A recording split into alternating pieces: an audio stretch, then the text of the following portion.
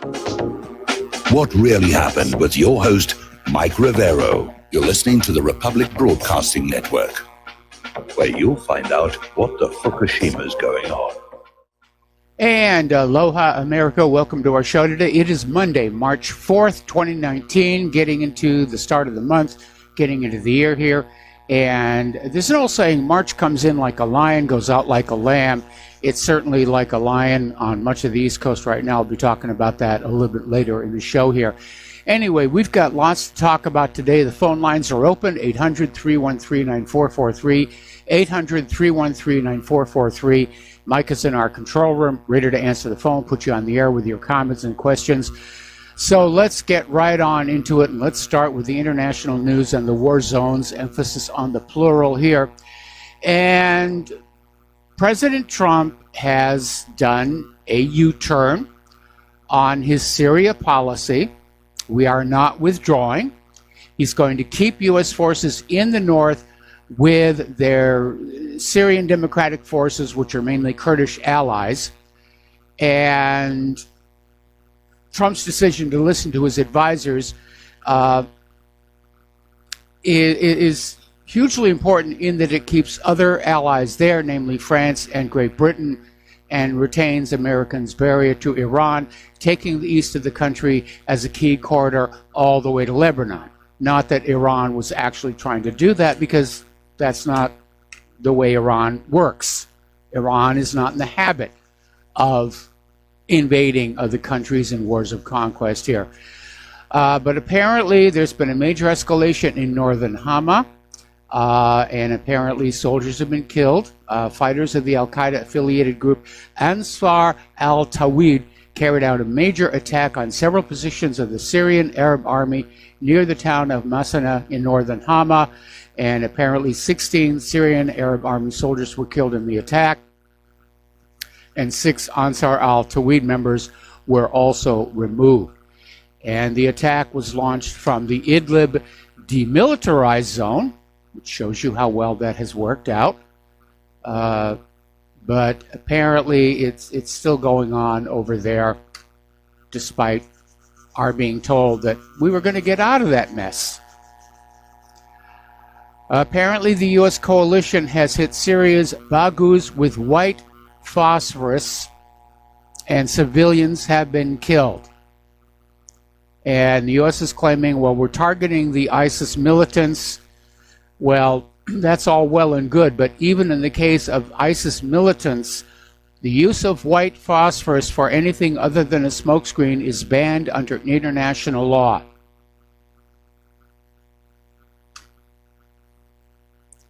So apparently American warplanes dropped the white phosphorus on ISIS positions inside the Baghouz camp, which coalition statements have described as the last holdout to the most hardened militants, numbering in the hundreds. But they took out some civilians at the same time.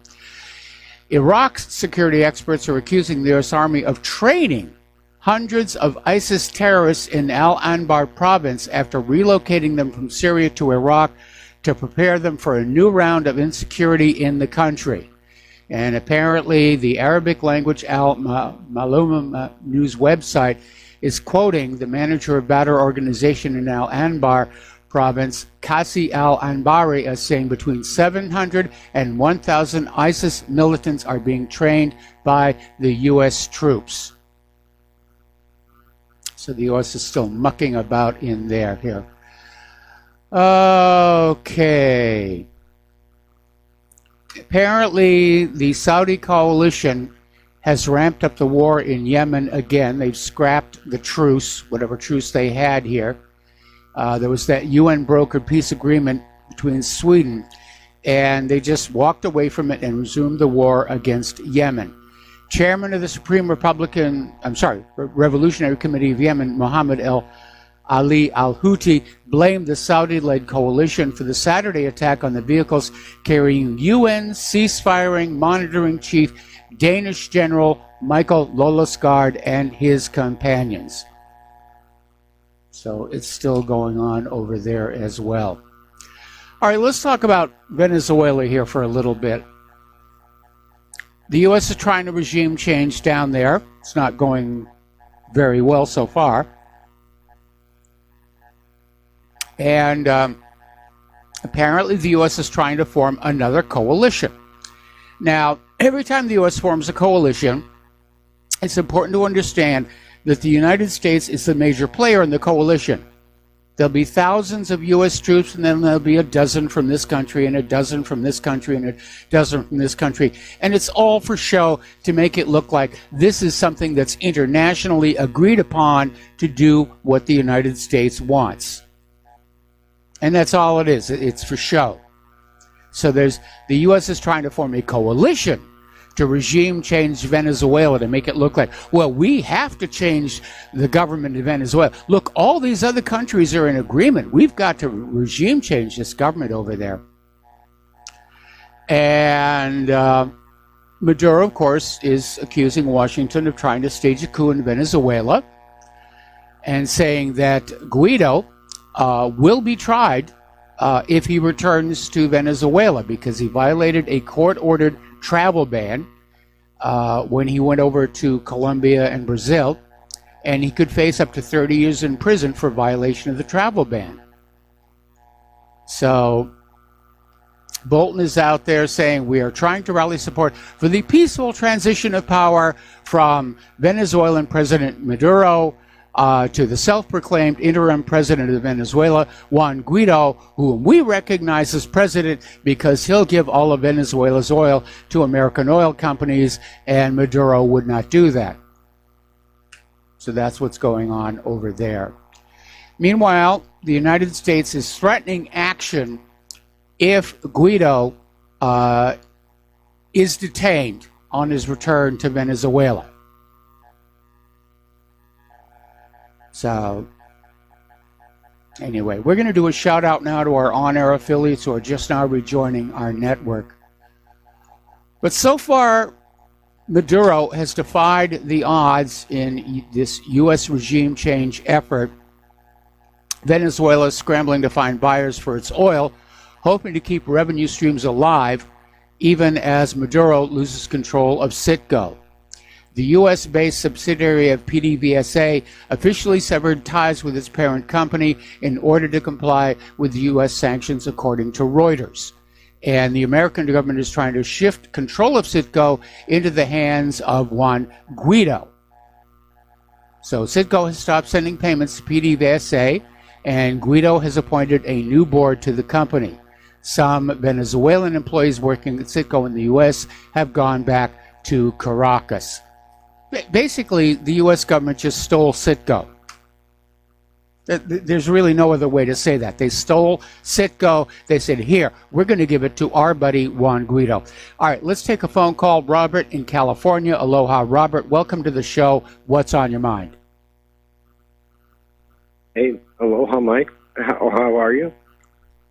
I'm fine. Oh, good. I hope the wife is doing well. She's doing much better. Thank you. Oh, good. Good. You know, you brought up Venezuela. I just couldn't help but react. Yes. Okay, dead silence. Well, okay. How about this, like, Guaido guy? Guaido. If I'm not recalling incorrectly, we had an election down there that Jimmy Carter even, stood there on the seat of, and, well, I mean, observing it. And yes. If I don't recall, it was one of the most legal elections available to us, blah, blah, blah. So what's Guaido doing there? Well, Guaido is the front man for a U.S. effort to take control of Venezuela, to control its oil. It's got the largest known oil reserves on Earth. And the United States wants to, first of all, have access to that oil, but more importantly, decide what currency that oil would be traded for. Okay, I suppose you're saying all that for the listeners because you and I probably are already very clear about that, but what about the meaning behind this? What does this mean? When we're looking at the politics involved, when you look at the placement of Guaido, and you look at the players behind it, what does that mean? What are we going for here? Our country, our government, not us, we the people, but the government. What are they going for here? What are they trying to achieve? control. They want control of Venezuela. They have been lusting for control of Venezuela for decades now. I mean, they tried to get Hugo Chavez out. They succeeded for a grand total of 2 days, and now they're trying it again. Yeah, okay. Yeah, I agree with you. I think you're right. It seems to be pretty plain there. I was looking for some hidden meaning, but I guess sometimes Occam's razor really does apply, doesn't it? Yeah, it does. It does. Yeah. So in other news, what do you think about this whole implosion of American society? I know we've got a lot of problems going on overseas, but if you want to take a look closer to home, don't you think we've got some major problems here lately? I mean, things we didn't even... there are some things here that we're looking at we didn't even have to contemplate last year. I mean, and that last year was kind of short-lived. It went by quick. This year's going by fast already, too. What are we going to do about what we see here? Well, I'm not really sure. I'm hoping we're reaching a point where the American people are just going to say, oh, this is just a load of nonsense, and they're going to stop paying attention to all this transgenderism and all this other nonsense that's going on, coming out of the left, because it really is, it's a load of nonsense. And people, I hope, are getting fed up with it. Yeah, how do you like our princess up there with her 48 double D eyeballs telling us how cow farts are going to kill us in 12 years? Oh, my God, man. Then she gets photographed eating a hamburger. Crazy. This whole country has gone crazy. Yeah, I love her hamburgers. She should have put cheese on it. Yes. Absolutely. I mean, there's also the issue of human flatulence. Are they going to start taxing us, for passing wind? Only in metropolitan areas. But, to get off the humor and get back to reality, Mike, we do have a serious problem here. And, there's one thing that I've brought up a few times on this or that radio show, and I've yet to get a good, solid answer on it. I know what the problems are. A lot of us understand very, very plainly what the problems are at this point, and we're not understanding what is happening or why it's happening. We got that. We're wondering what we can really do about it as a populace.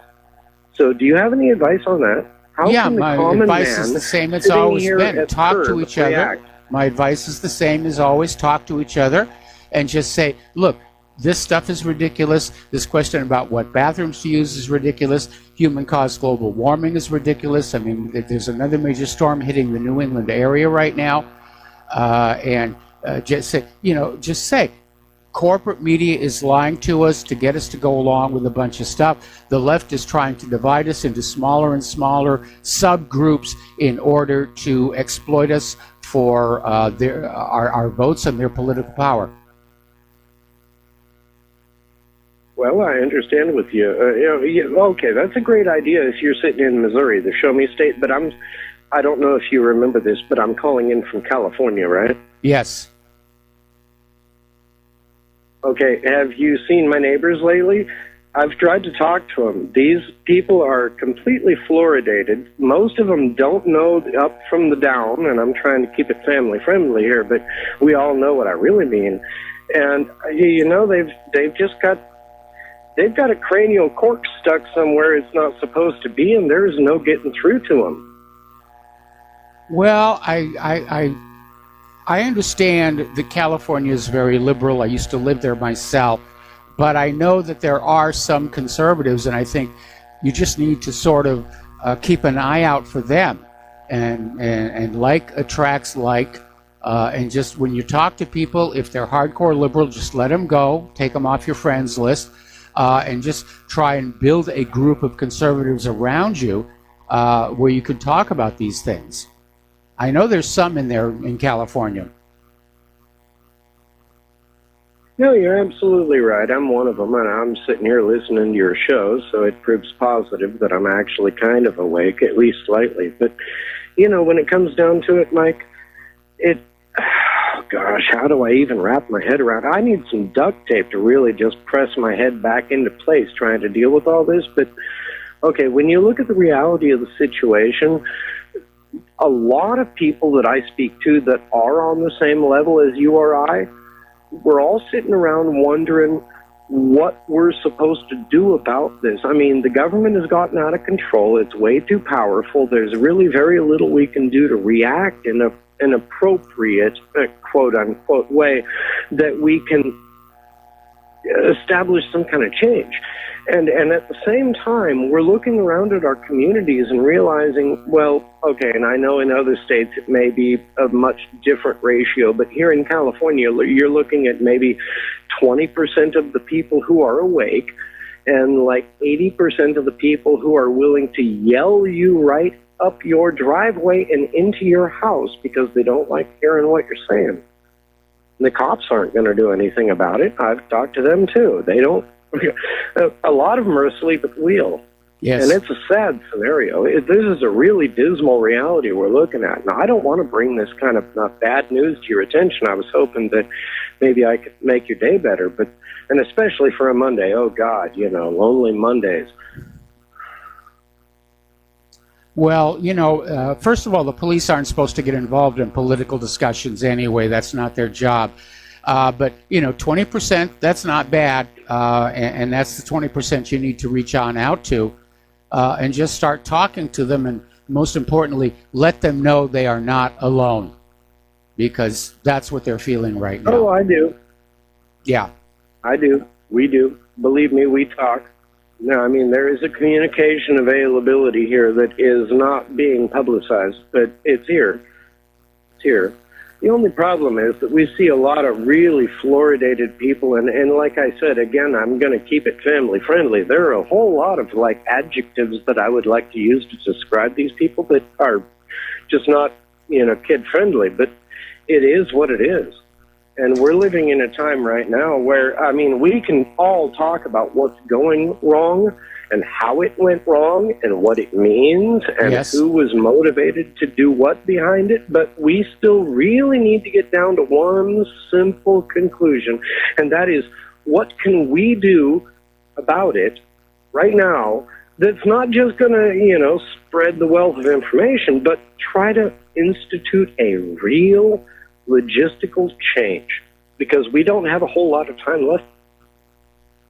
No, I think we're definitely coming up on a major upheaval in our economy and our society. And I think the conservatives have got a good grasp on what's going to happen. And I think the liberals are basically going to be standing there wondering just what the heck went wrong, because they had this fairy tale utopia that they believed in that's about to blow up in their faces. You're absolutely right. No, the liberals are going to be sitting there looking at their fairy tale utopia, wondering what the heck went wrong. But on the other side of the coin, the real logistic reality of this is that we're going to have a lot of conservatives sitting on the other side of the coin wondering what to do about it. Our educational system has not provided us with a good solution for what is occurring here. No, if you look at the past 25 years, there are a lot of people who are so thoroughly unprepared right now. We need some good advice. Yeah, we do. What we need is some common sense, and that's something that does seem to have been taken out of our society. Yeah. Yeah, you're absolutely right. Well, I hate to, be so dismal about this, but, I'm just looking at the reality of what's going on. Anyway, Mike, I really appreciate your radio show. Believe me, I've been listening to you for a long time, and I've called in a few times. There were a couple of times you seemed a little agitated with me because I wasn't keeping on point, and there were a few other times where you seemed to really appreciate what it had to say. But I hope at least today that you and your Claire, you're having a great day and everything is going well, and I'm going to let you go. But in the meantime, let's all reflect on this. We need to understand what to do about what's going on, not just why it's going on. Okay, well, Robert, thank you for the call. We got to let you go. We got to take a break for commercials. We got another caller on the line, and we'll be right back. And aloha, America. Welcome back to our show. We're going to go back to the phones here to Terry in California. Terry, aloha. Welcome to the show. What's on your mind? Hey, Mike, I'm going to have to change the subject from what I told Mike just very slightly. after that last caller. Yeah. United we stand, divided we fall. That used to be the motto of our country. And there is a distinct effort in this country, there has been over the last 50 years, to promote divided we fall. And a good example of that is the immigration, the new immigration law that was pushed through by the Zionists in the mid-1960s, 65 to 67. Jacob Javits, Frank Lautenberg, and some more into Congress. They pushed that law through because they wanted to divide the country. They wanted to, we were unified before that.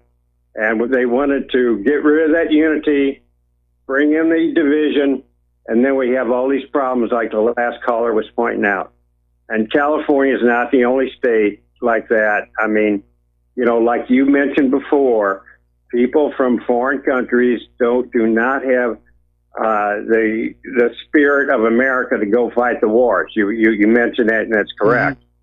Mm-hmm. And that's expanded to everything. You know, we're a divided country right now. We can't convert all these people that they bring in. Every year they're bringing 1 million people legally. I know you're against illegal immigration. I am too.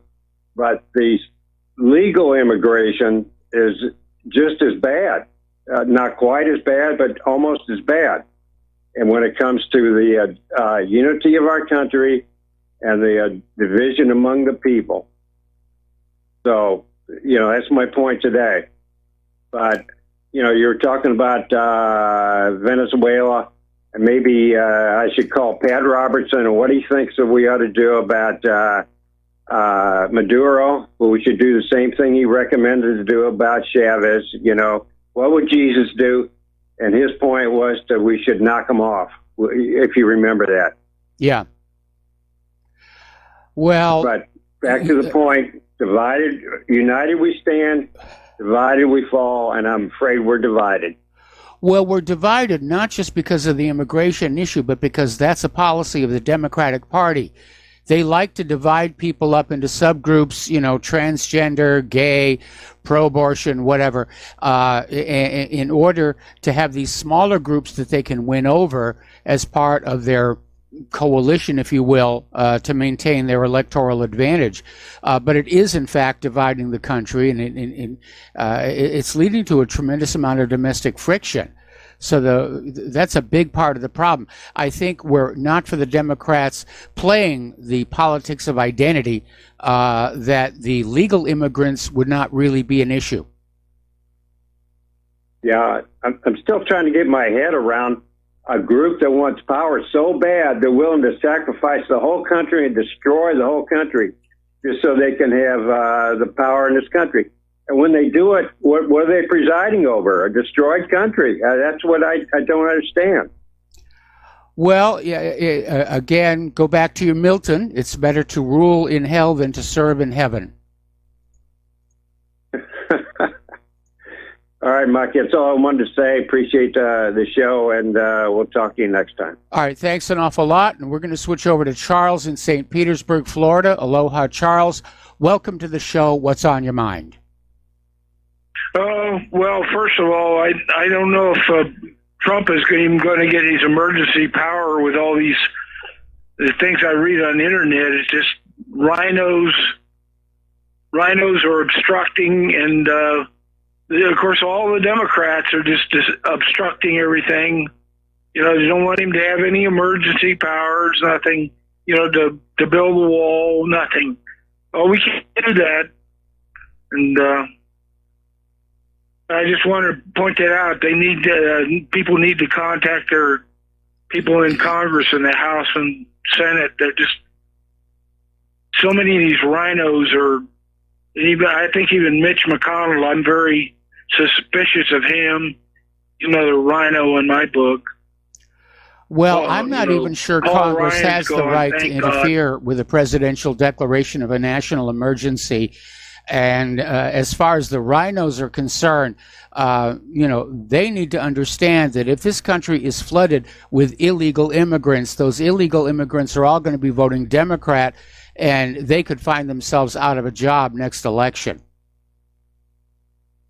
God, I hope so. God, they might as well just pull whatever for the Democratic Party, because the vote for these rhino Republicans are just that they're voting for obstruction. Yeah. Anyway, another thing, I'm having problems with telephones. I don't know if you have problems, but I can't even out information here without encountering a computer that can't understand English. I call up some of those voice companies like recognition Fidelity systems are not good. Listen, Charles, I'm going to put you on hold. We got to take a break for commercials. We'll be right back after these words from our sponsors. And aloha, America. Welcome back to our show here. We're talking with Charles in St. Petersburg. And Charles, you had something else you wanted to share with us. Oh, yeah. Well, if we're going to have automation, Ivanka Trump is bringing this up. We've got to prepare for it. I'm sorry. Call me a Luddite, but I don't want to talk to robots that can't understand plain English. I call up Fidelity Investment, and I wait on an hour on the line there, and I talk to a robot and it can't understand me. I punch in my Social Security number. It can't understand it. I'm just sick of this. If these computers or robots are going to be driving trucks and cars around in our highways, I'm sorry for everybody. They can't even communicate over a telephone line. This is the great plan of America's corporate technocrats. The robots can't even understand English. Well, the problem is that Spanish, I guess. The problem is that all of these technologies get that they can't get the rest of the world. The United States supposedly has a vast oil supply, but I don't think that'll be enough. They've got to get hold of Venezuela if they want to attack Iran. In my book, that's a good insight. That's a very good insight. I mean, the United States was trying experiments with deep oil drilling, which is what led to the Deepwater Horizon disaster. And maybe you could very well be right. The idea is that the United States is going to use Venezuela's oil to keep the rest of the world supplied while they go after Iran. Yeah, well, just something to think about. I don't know. Just my view. Okay. Okay. Thank you. All right. Well, thank you very much for the phone call. We're going to let you go here. The phone lines are open.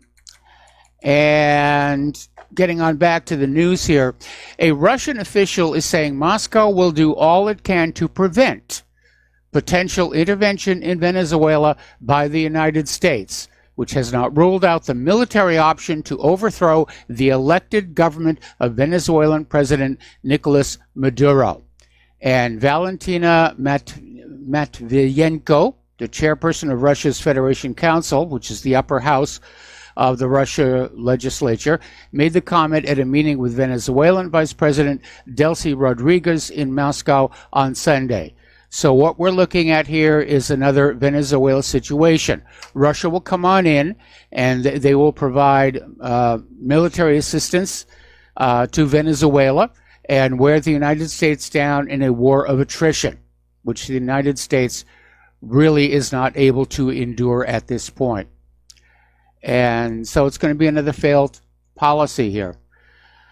So the Russian Prime Minister, Dmitry Medvedev, is out there saying that Moscow is in fact monitoring talks of a U.S. military intervention in Venezuela. It does look like the United States is just thinking about just invading.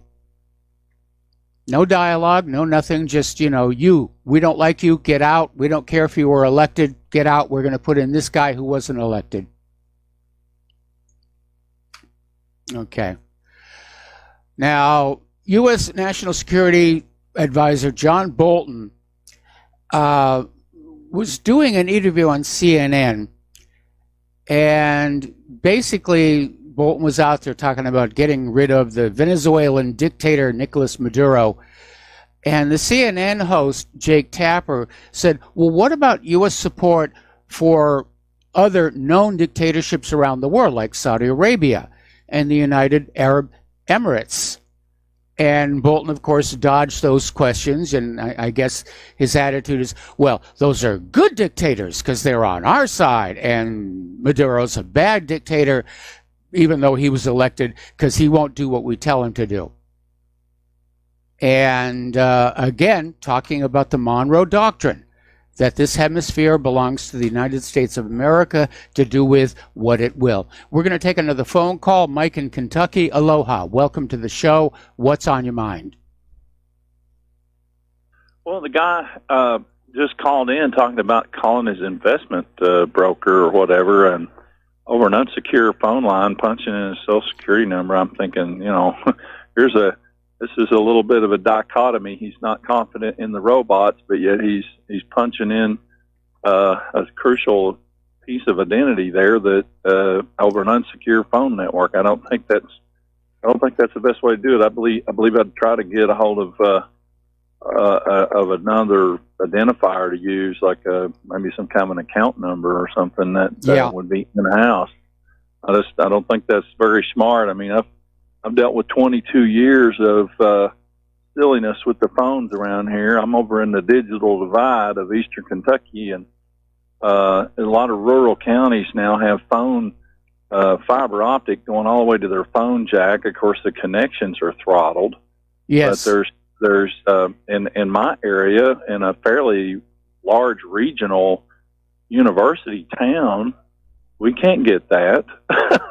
It's just kind of, it's a little bit weird that, you drive 30 miles into a rural county and get fiber optic all the way to your phone jack. But some of us can't call, between different phone companies without, getting problems going full duplex where they can't hear you, and they can hear, one side can hear each other, but the other side can't. And yeah. of course, you may have heard me talk about the situations where people turned off cell phones, call in or lock up our lines, and I can hear everything going on. The county emergency management director here in our county, his mom was involved in a gossip circle, and I didn't recognize the phone number at first.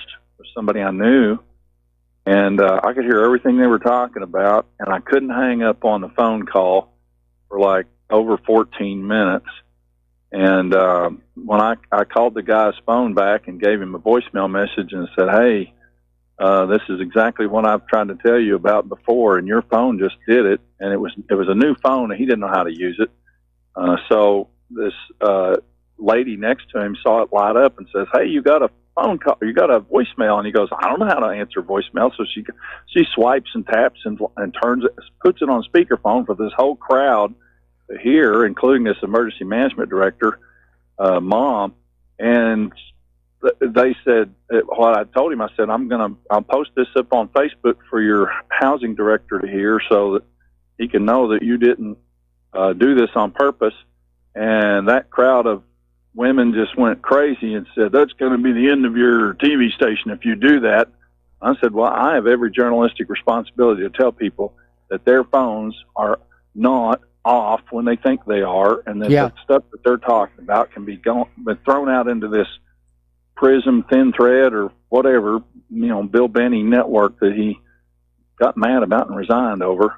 And they're overwhelming our intelligence community to where they can't find the needles in the haystack because they want to suck it all up.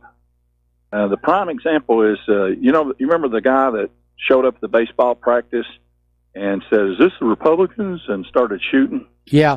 The next day, the news media had every communication that he had ever done with Congress. Of course, some of it was redacted. But in less than 24 hours, the hashtag XKeyscore, if anybody wants to research that, the Google for everything you've done, probably for 15 or 20 years on every individual, is categorized, graphed, collated, and it's all stored in places like Bluffdale. They've sacrificed a 36-hole golf course on Fort Meade to build another huge facility. San Antonio soon is going to be online. Each one of these facilities can store up to 100 years of the entire world's communications. I think a lot of people don't understand the scale of the situation. So I wouldn't be typing in my Social Security number just to talk to my investment broker, especially if you don't have any confidence in the robots. Yeah, I would agree with you on that one. But you raise an interesting point. They're grabbing so much information, whether they can make any sense of it or not is the big issue. Because adding data to a collection is linear, but the correlation among that data is an unlimited expansion. And frankly, I think the reason that they haven't really accomplished much with any of this data is that they can't make heads or tail of it, that there's simply too much of it, that there is no computer powerful enough to go through it all and analyze it and look for things like terrorism. Well, and the Monday morning quarterbacking, of course, they can do like they did with the guy that shot up the baseball game or practice for the Republicans. I mean, they can go back and after the fact, they can filter and look for stuff and try to develop models for predicting that kind of stuff. But man, that's dangerous. Do you trust them to do that? I don't think so. I don't, because the models are very often wildly inaccurate. They're overbroad. And we know that these systems have generated huge numbers of false positives when they've been, people who are perfectly innocent of any wrongdoing are being wrongfully accused by these computer systems. It leaves the networks wide open for exploitation, blackmail, and use your imagination. But the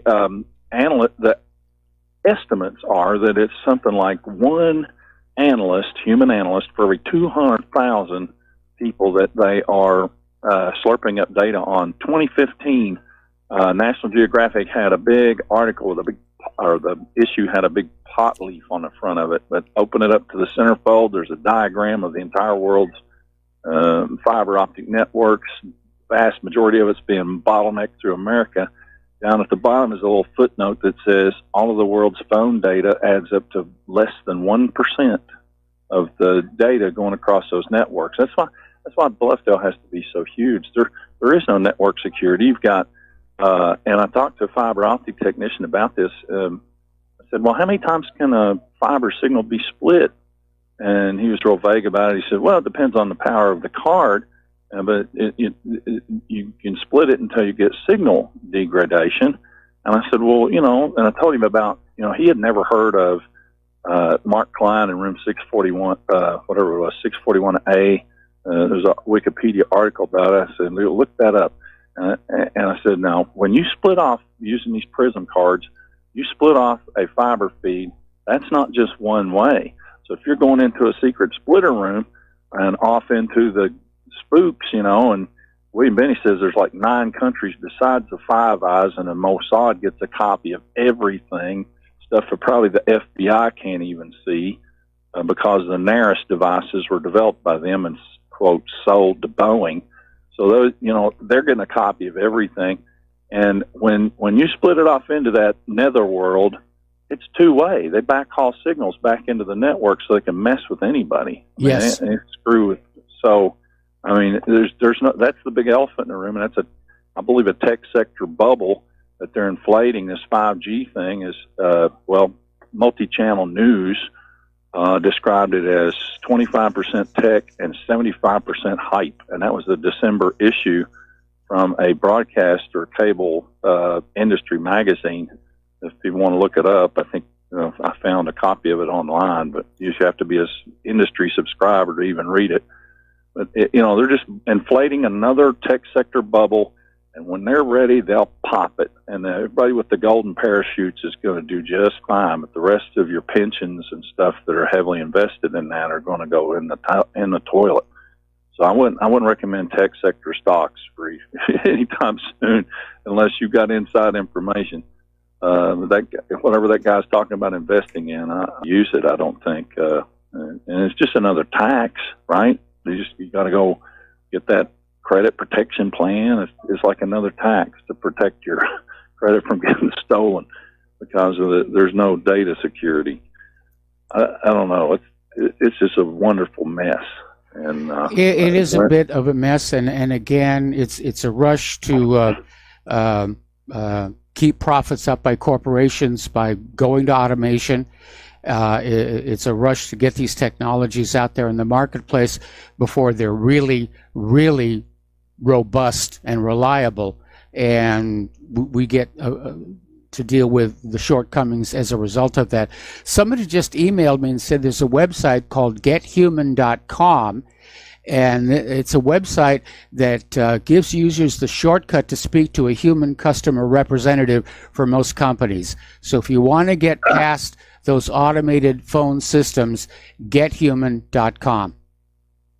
Nice to have a solution. Now I'm going to check that one out because I have the same problem with whatever, phone, cable, any of that. One of the shortcuts that I've heard about that works for some companies is they do voice print or voice content recognition, so you can, once you get past the initial menu, just start saying, cancel my account, and it recognizes your speech and will send you straight through all the myriad of menus to talk to a human. Just cancel my account.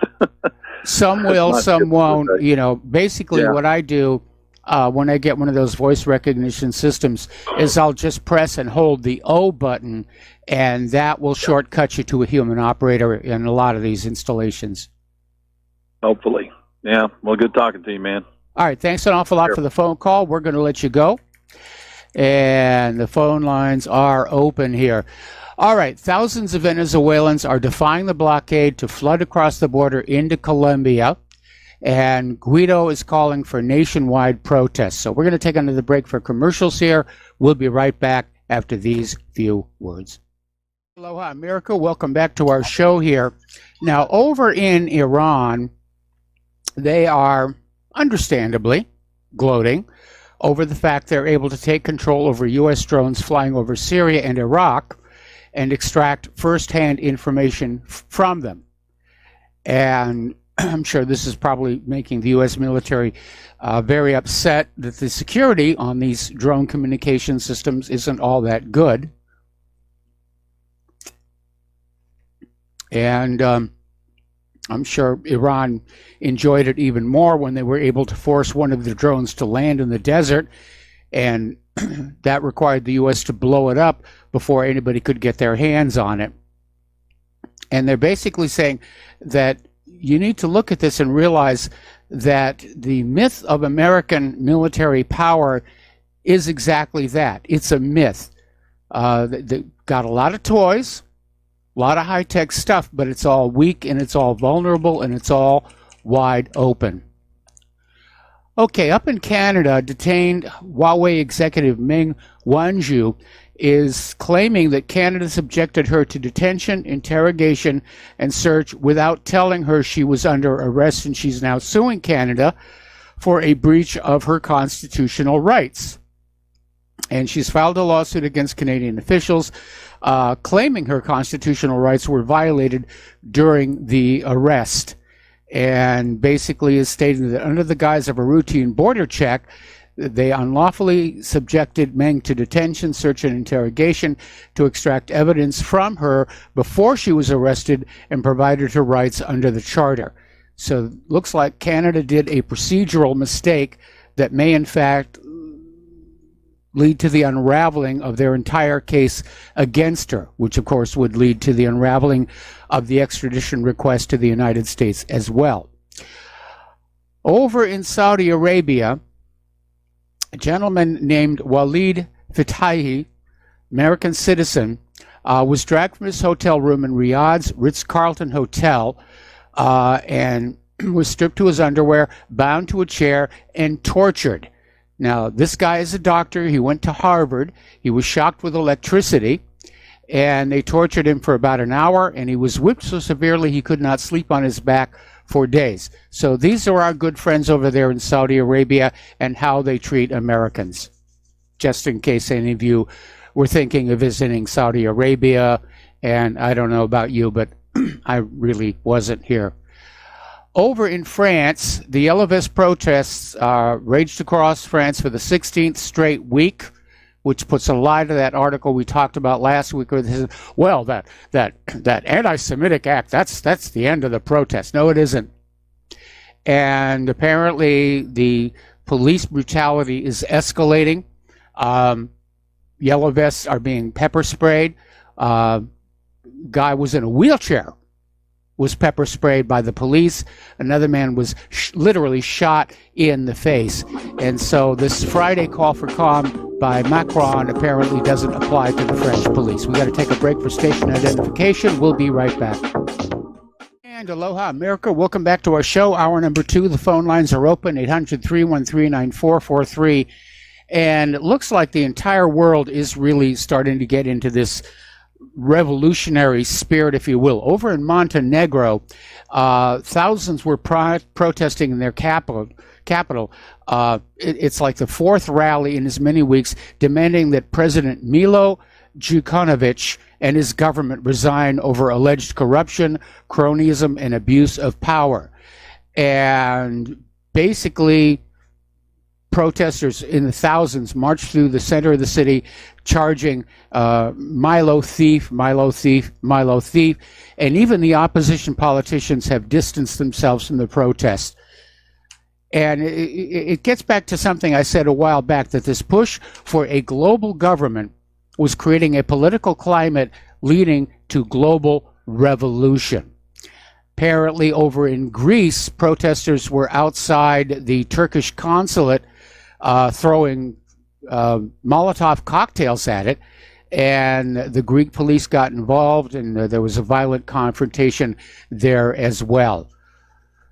Meanwhile, down in Africa, Rwanda is deploying their army along the border with Uganda amid the standoff between those two countries as well.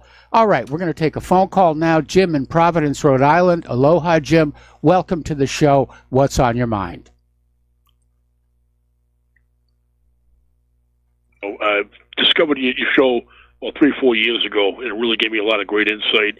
And at the end of my call, if you could please give the listeners a reminder as to where to send contributions, I would like to send something to your show, because we listen to it, we might put it off. A lot of us don't make a lot of money, but what we need is to hear the voice of reason. And my call has to do with Elizabeth Warren, and I'm a Massachusetts native. And my nickname for her is Jokahontas. Yes. She's a joke.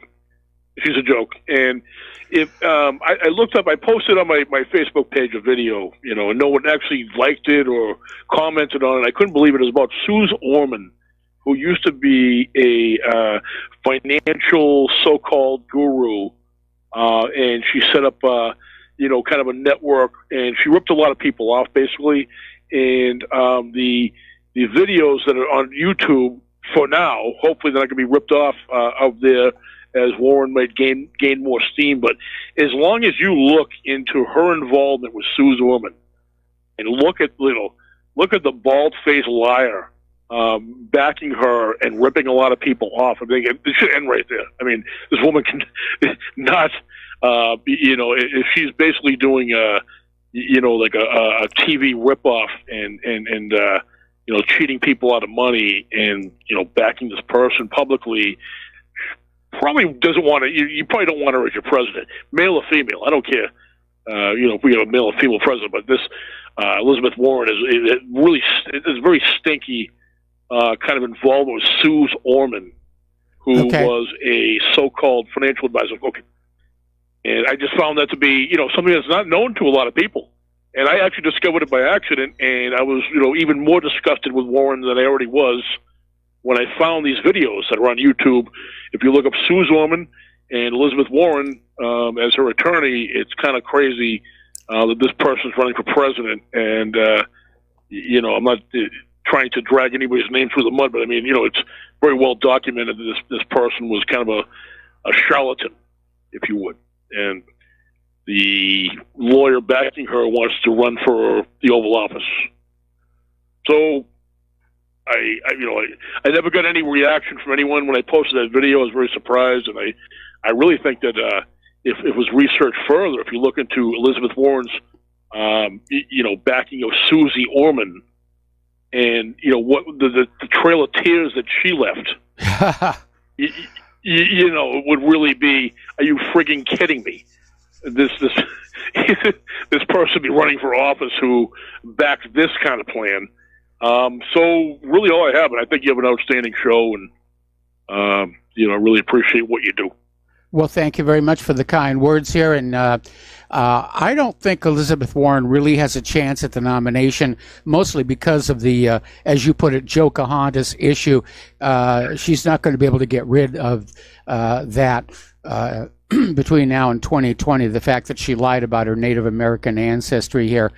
As far as donations to Republic Broadcasting, the postal address to send a check, money order, or if you prefer, anonymity cash, is Republic Broadcasting Network, 2251 Double Creek Drive, number 302, Round Rock, Texas, 78664. And of course, if you want to donate to whatreallyhappened.com, which is this particular radio show, you go to the website, whatreallyhappened.com, and up at the top, there's a little white strip of permanent links.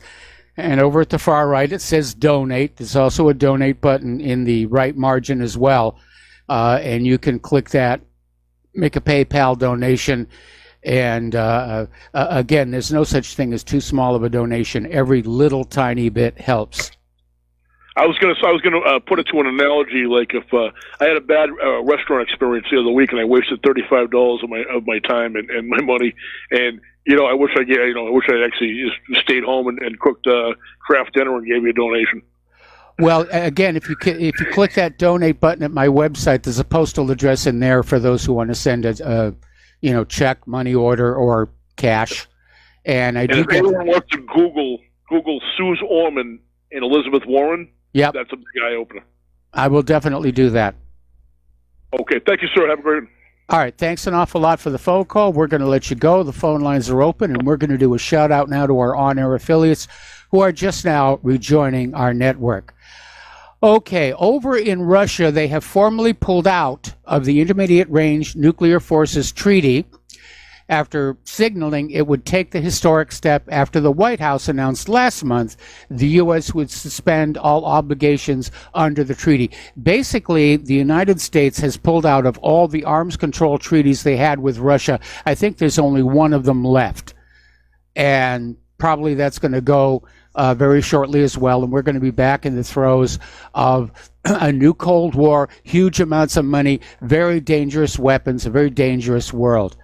And the INF treaty was set to expire in less than 6 months, and it's the subject of heightened tensions, both sides repeatedly accusing the other of having been in violation of its terms for years.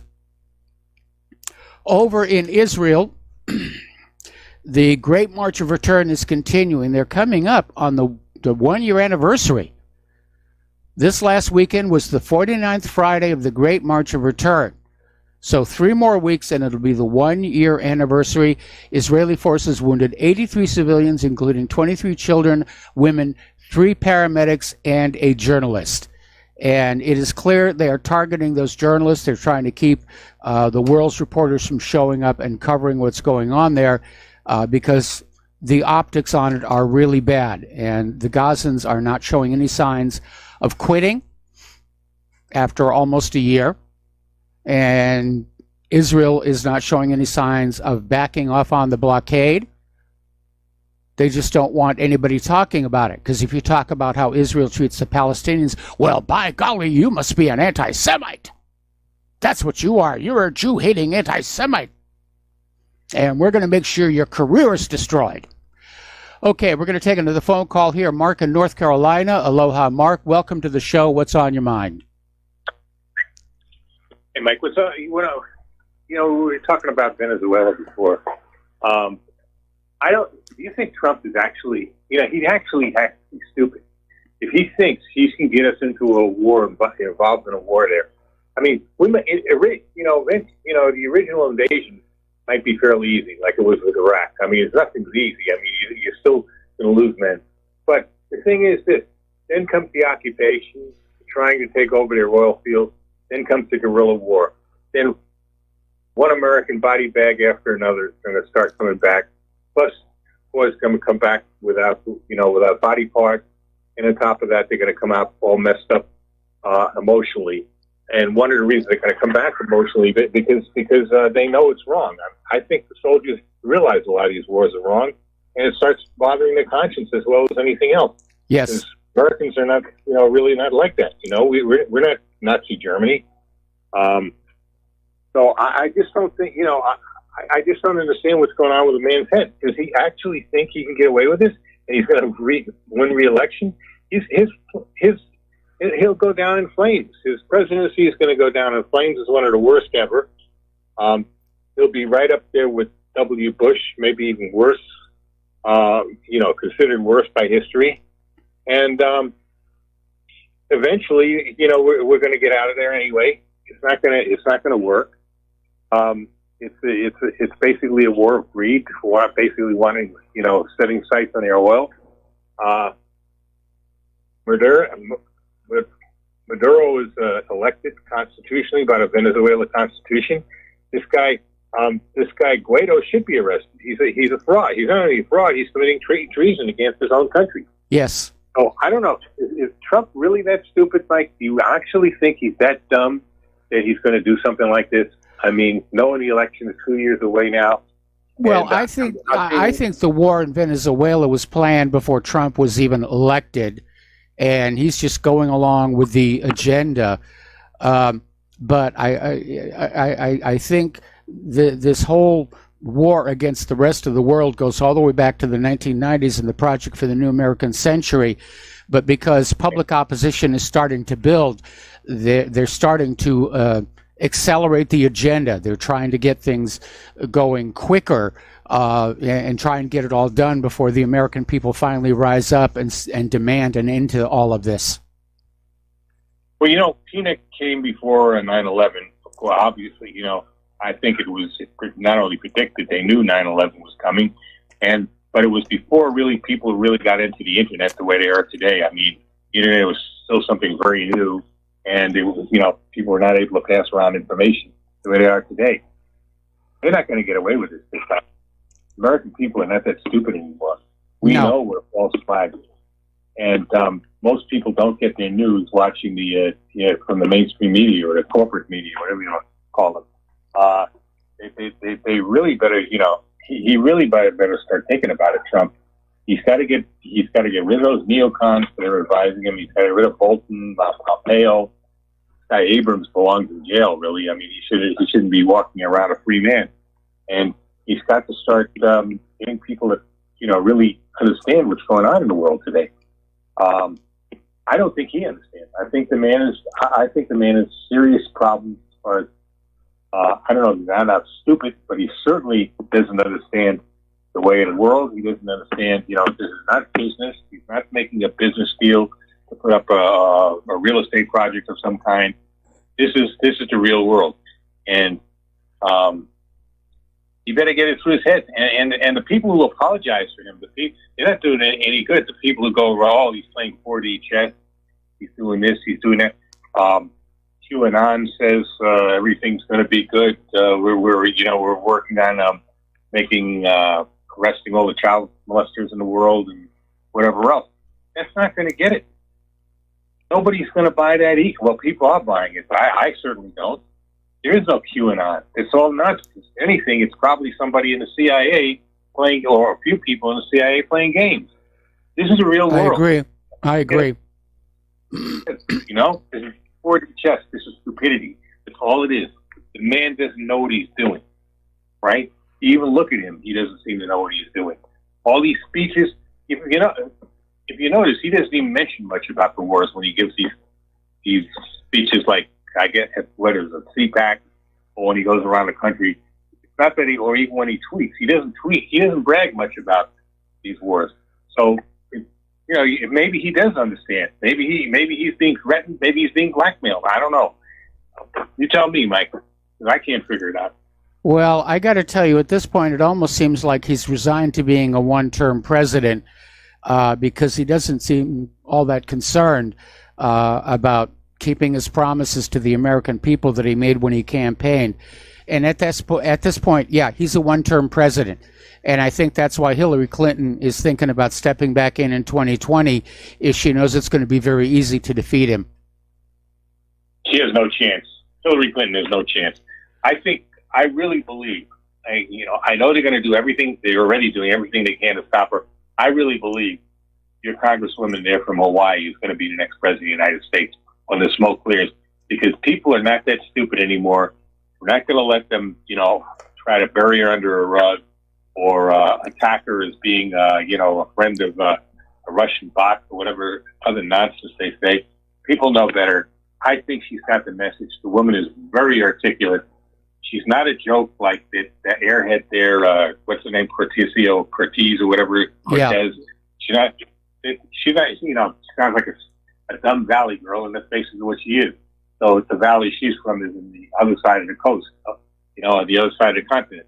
But the fact of the matter is, she looks and acts like what she is, a dumb, an airhead.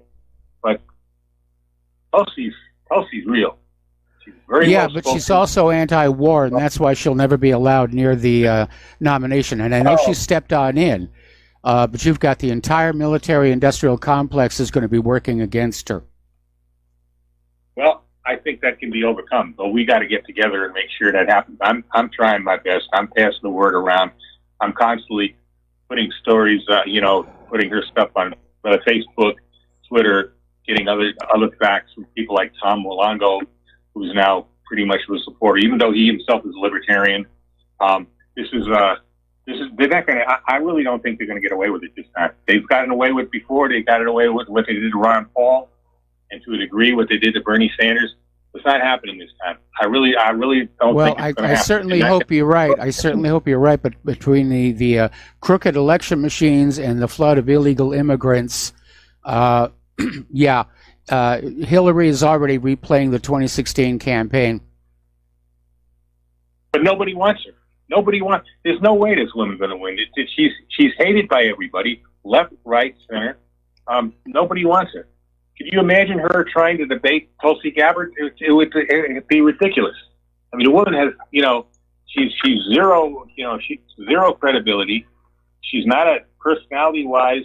She's not even like her husband personality-wise. He had a personality. She does. The woman is, I really don't think she's even going to bother stepping back in. I think the others on the stand now, they're going to try to stop her. They're all gang up. I don't think it's going to work. I think either Bernie or Tulsi is going to get it, and I think it's more likely going to be Tulsi, because I think people are going to realize Bernie's just too old. He's too much. He doesn't think up to date.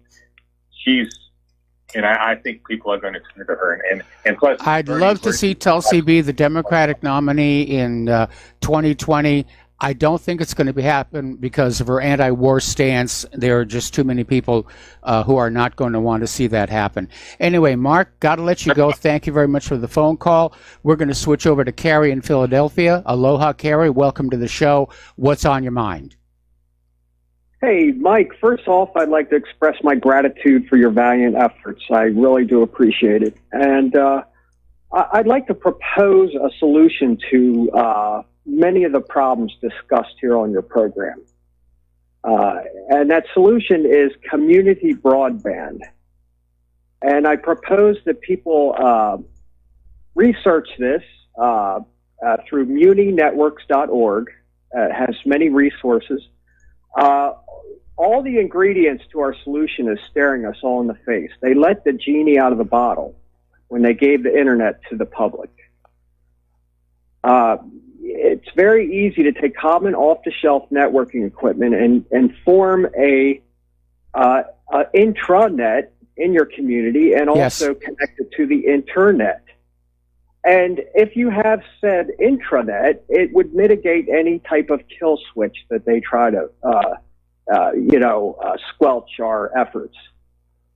One of the biggest challenges of doing that is getting your upstream provider, to the internet. But other than that, there's no laws or regulations that says that I cannot connect the wire to my neighbor's house. Okay, Carrie. As long as we both agree to it. Carrie? Yes. Okay, gotta put you on hold. Do not hang up. I want to come back to you after these few words from our sponsors. And aloha, America. Welcome back to the show here. We're talking with Carrie in Philadelphia. And Carrie, there are a lot of communities who have already done what you're suggesting, where the city councils will set up, a town-wide internet as a public service as opposed to having a private company. And I remember when I was in San Francisco working on The Day After Tomorrow, I caught wind of a project where these volunteers had put together a network of Wi-Fi hotspots all over the poorer communities so that school kids would have access to broadband to do their homework, even if they didn't have broadband coming into their home. So it can be done. The only limiting factors are, of course, the upstream bandwidth coming into the system as a whole, which obviously has to support the entire intranet. And your talk of a kill switch, well, the kill switches could be, upstream of that whole situation. But it is certainly technically doable, and communities are starting to do that. Yes, and that's why I, suggested like a out-of-band intranet, so that the communities can communicate with themselves if that type of scenario were to manifest. There's so many resources for people to do this. Another limiting factor is many of these states are what's known as red states, where they've actually lobbied, the incumbents have actually lobbied to make said efforts illegal. To which I say that, if you're in one of those states, you could simply form a corporation, a nonprofit corporation, between your neighbors. Use something like Kickstarter to fund it off. That way nobody loses any money if it doesn't get off the ground. The ideas are right there in front of us. I just think we need to be more solution-oriented in our efforts rather than complaining about what's already obvious of the problems, So anyway, I can't emphasize enough. I firmly believe that the actual battlegrounds in this hidden world war that we are actually in, it is information, and the information medium of today is the internet. There's no doubt. No doubt about it. But yeah, so I mean, there's open source software to help you with all these efforts, and more and more, there's actually open source hardware solutions coming out, open source processors coming out. And the problem of the upstream, if we gain enough momentum and connect and have peering agreements between community networks, we will actually build our own out-of-band intranet that would be immune from the monopolists and the incumbents. Well, that certainly was the intent of the original ARPANET. The big problem is that these large social media companies have been set up and have kind of lured everybody into depending on them for their communication, which is to the detriment of the community because now they're imposing censorship. Well, again, folks like you and everybody else on RBN and similar, I commend your efforts. Very grateful. I would just want to reemphasize, if people are interested in this, the best resource to just get an overall picture of where this is right now is muninetworks.org. It has the map of the red states versus the blue states, and can provide you with many resources and give you, like you said, many actual examples of working solutions out there right now. So, again, thank you, Mike, and I wish you the best.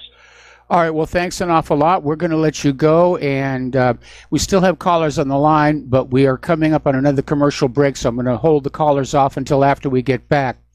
Over in Tel Aviv, there was apparently a major demonstration at the Habima Square calling on Prime Minister Benjamin Netanyahu to step down. So there are a lot of people who think he's had enough time in office. He's certainly been a colorful character, to put it delicately, with his cartoon bombs over there at the United Nations here. Iran is basically rejecting any outside interference on their missile capability, saying that their defense program is based on its national interest and proportionate to their threats. And Iran takes no country's consultation into consideration and never asks for any country's permission when it comes to the range, the destruction power, precision, or preparation time as four decisive factors when setting up its missile policies. This has come from Secretary of Iran's Supreme National Security Council, Ali Shamkhani, basically saying that their missiles are defensive, they face existential threats, and they're not going to let anybody take those missiles away, which is what Trump wants to do. We're going to take another break for commercials, back with more phone calls after these few words. And aloha, America. Welcome back to our show. We're going to go back to the phones to Dustin in New Jersey. Aloha, Dustin. Welcome to the show. What's on your mind? Hey, Mike, I don't know if you talked about this Friday, about how, well, we know Venezuela has the world's largest reserves of heavy oil, right? Yes. Heavy crude. Well, do you know that I think the Koch brothers owns like the refinery to refine it in like Texas? Yes. That heavy crude. Yeah, so like, and Mike Pompeo is supposed to be one of their prodigies. So what we're doing and trying to do in Venezuela to put a puppet in, it's already been done here years ago. Yes. You know, it's sad. It's basically a small group of people like the mafia running the West. Yes. And if you look at what's going on in France with Macron, he ain't going to step down. Doesn't matter if the whole country's protesting against him. You know, he'll send out his military police or do whatever. And the same with, look at Justin Trudeau. They kidnapped the owner of Huawei's daughter because of economic reasons. That's it. And now he's in hot water because of the scandal with the attorney general over. I mean, and they don't care, Mike. You know, that's what I'm like seeing. They just don't. They don't care. Like they think they're untouchable. You know, how do you fight against that when they control the media? You know, at this point. Well, they may control the media, but the media is not controlling the people anymore. Public confidence in the media is at record low. The public is coming to hear on the internet, social media, the independent media. That's where they're getting their news now. I just don't. I mean, I don't know what else can we all do. You know, like we tell people. Yeah, the majority of American people just. I don't know. I try to talk to people. I give up on some of them. It's just they're untaught. You know, you just can't reach a certain group of the population. That's just a fact. That's true. You know, people want to live in their bubbles or whatever. But but it goes both ways, Mike. I mean, I lean Democratic for certain issues. You know, I'm against the wars. I'm for like universal health care. You know, I'm against the bailouts of Wall Street. But there's also on the other side, like the caller said, the Rhino. It's just, we look at this as a two-sided battle. It is, but it's globalist versus nationalist. But Trump's a nationalist, but he put in deep state people around him. So, like, my brain spins around. I don't know if yours does, thinking about that. I just don't understand that. Everything he ran on, nothing's going on. Yeah. You know, I don't even hear talk about the wall anymore. I heard him talking at CPAC how we're winning, you know, because he loves winning, you know, but I mean, what are we winning, Mike? I mean, you know what I mean? Like, as the American people, what are we winning? These people send us off to their wars, you know, like, what are we winning in the end? You know, they loot us, you know? Not just here, though. I'm talking about they're in the winning world, at our expense. Yeah. Just makes me mad, like, you know, how to get through to more people, you know. But will that make a difference? Like I said, if Macron in France, if the whole country can be, and he still won't leave, like, what do you do at that point, you know? Like, if you control the media and the military or something, you know, because they're corrupted too. Not to say our military men are corrupt, but that group of generals that get lucrative kickbacks and Lockheed Martin, Raytheon, you know what I mean? It's like, yeah. everybody's corrupt, Mike. Like, what institution in our government's not corrupt too? You know, FBI, CIA, NSA. I mean, it's all got their groups of people in there. Yeah. You know, like I just don't know what else to do about that. You know what I mean? Yep. I mean, but and then Mike, real quick, I just want to mention, you know, I was watching the Indian news channel live, and you know what they were talking about? We can't wait till we get those new French Rafale jets. By 2020, they're going to get the first batch, and then by 2026, they'll have 24 of them. So it's all about money and military weaponry, welfare, warfare states around the world. It never ends. You know, it's just the same tricks in everywhere. Yeah. You know, including India and Pakistan with their F-16s. I bet you they're saying, "Gee, I can't wait till we get the new model of the F-16." You know, to replace the one that got shot down. Well, as George Bernard Shaw once said, "There's nothing in man's industry but his greed and his sloth. His heart is in his weapons." Yeah, that's true. All right, Mike, thanks. Have a good rest of the show. All right, thanks an awful lot. And we're going to switch over here to Raleigh in Minnesota. Aloha, Raleigh. Welcome to the show. What's on your mind? Aloha, Mike.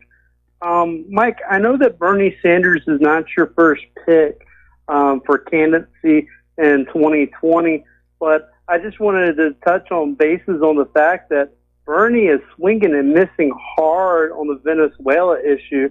It's almost to a certain degree he's drinking the Kool-Aid of the neocons, which is so ironic to me because Bernie Sanders is supposed to be this guy, big socialist, supports the Venezuela socialist regime, but anything is further from the truth. He made a series of tweets on Twitter back in January 4th calling for regime change. I'm not going to read them all, but is it okay if I read one of his tweets real quick, Michael? Sure, go ahead. The Maduro government in Venezuela has been waging a violent crackdown on Venezuelan civil society, violated the Constitution by dissolving the National Assembly, and was reelected last year in an election that many observers said was fraudulent. Further, the economy is a disaster and millions are migrating. So he's saying that Maduro himself has dissolved the National Assembly, not that the president of the National Assembly is dissolving him, and the opposition party is allowed to coexist with Maduro's government as well. I mean, they just got elected. I mean, they have passed 0 laws in that country, meaning the opposition party, and they are just there to be the thorn in the spine and be waiting in the bay to take over the government. I don't really see any other point, you know, besides that they were just waiting in the wing to take over. Yeah, very much so. And this Guido was being, groomed to be the figurehead. And it's, again, it's a classic U.S. regime change operation, except that now we all understand that's exactly what's going on. Exactly. Brian Dawson does very great work. He did Bernie Sanders' The Woodshed, which I highly recommend. He also did an article that you republished called Bernie Sanders a Warmongering and Economically Illiterate, and it says plus a woodshed. He supported every war from Kosovo to Iraq. He voted for that, Bernie Sanders. He's into the decapitation regimes, and then a democracy is supposed to thrive out of that. And he supported modern rebels, Al-Qaeda fighters. There is no Jefferson democracy that's coming out of anything that goes along with supporting covert, missions.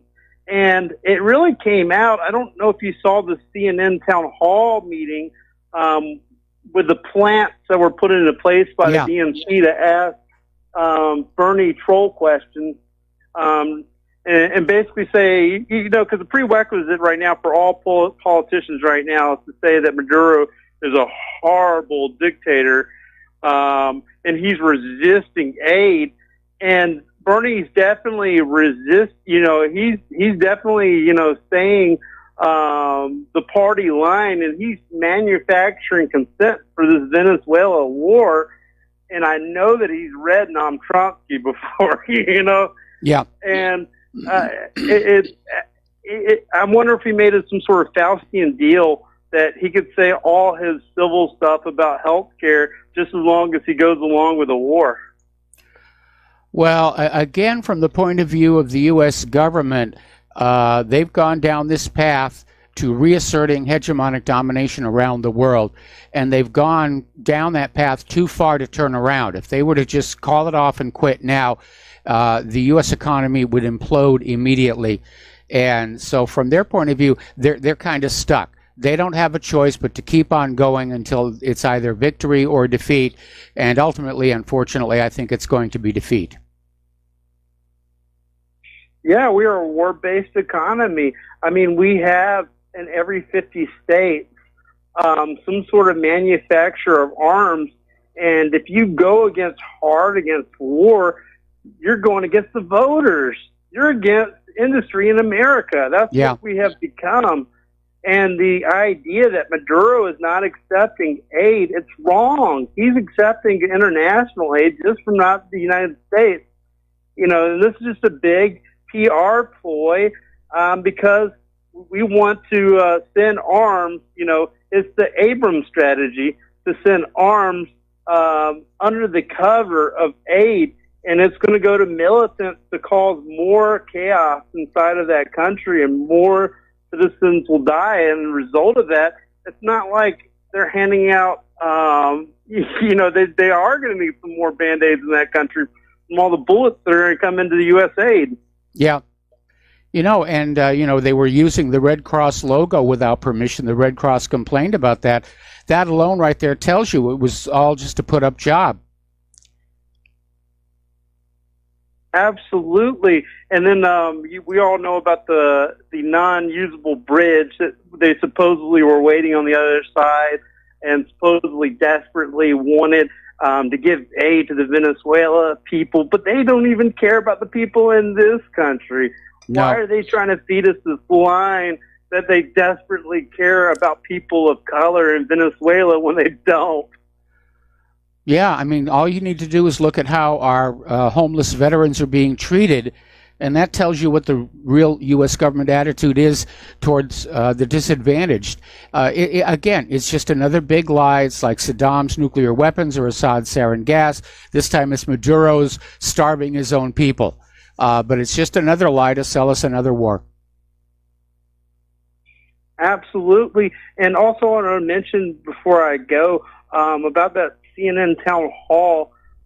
Bernie did say that he's against military intervention, but he didn't say CIA intervention as well. So there's a little bit of choice words with that as well. And Bernie Sanders, from the people that support him, they are trolls, and they hang on every word, and they know what you're saying, Bernie.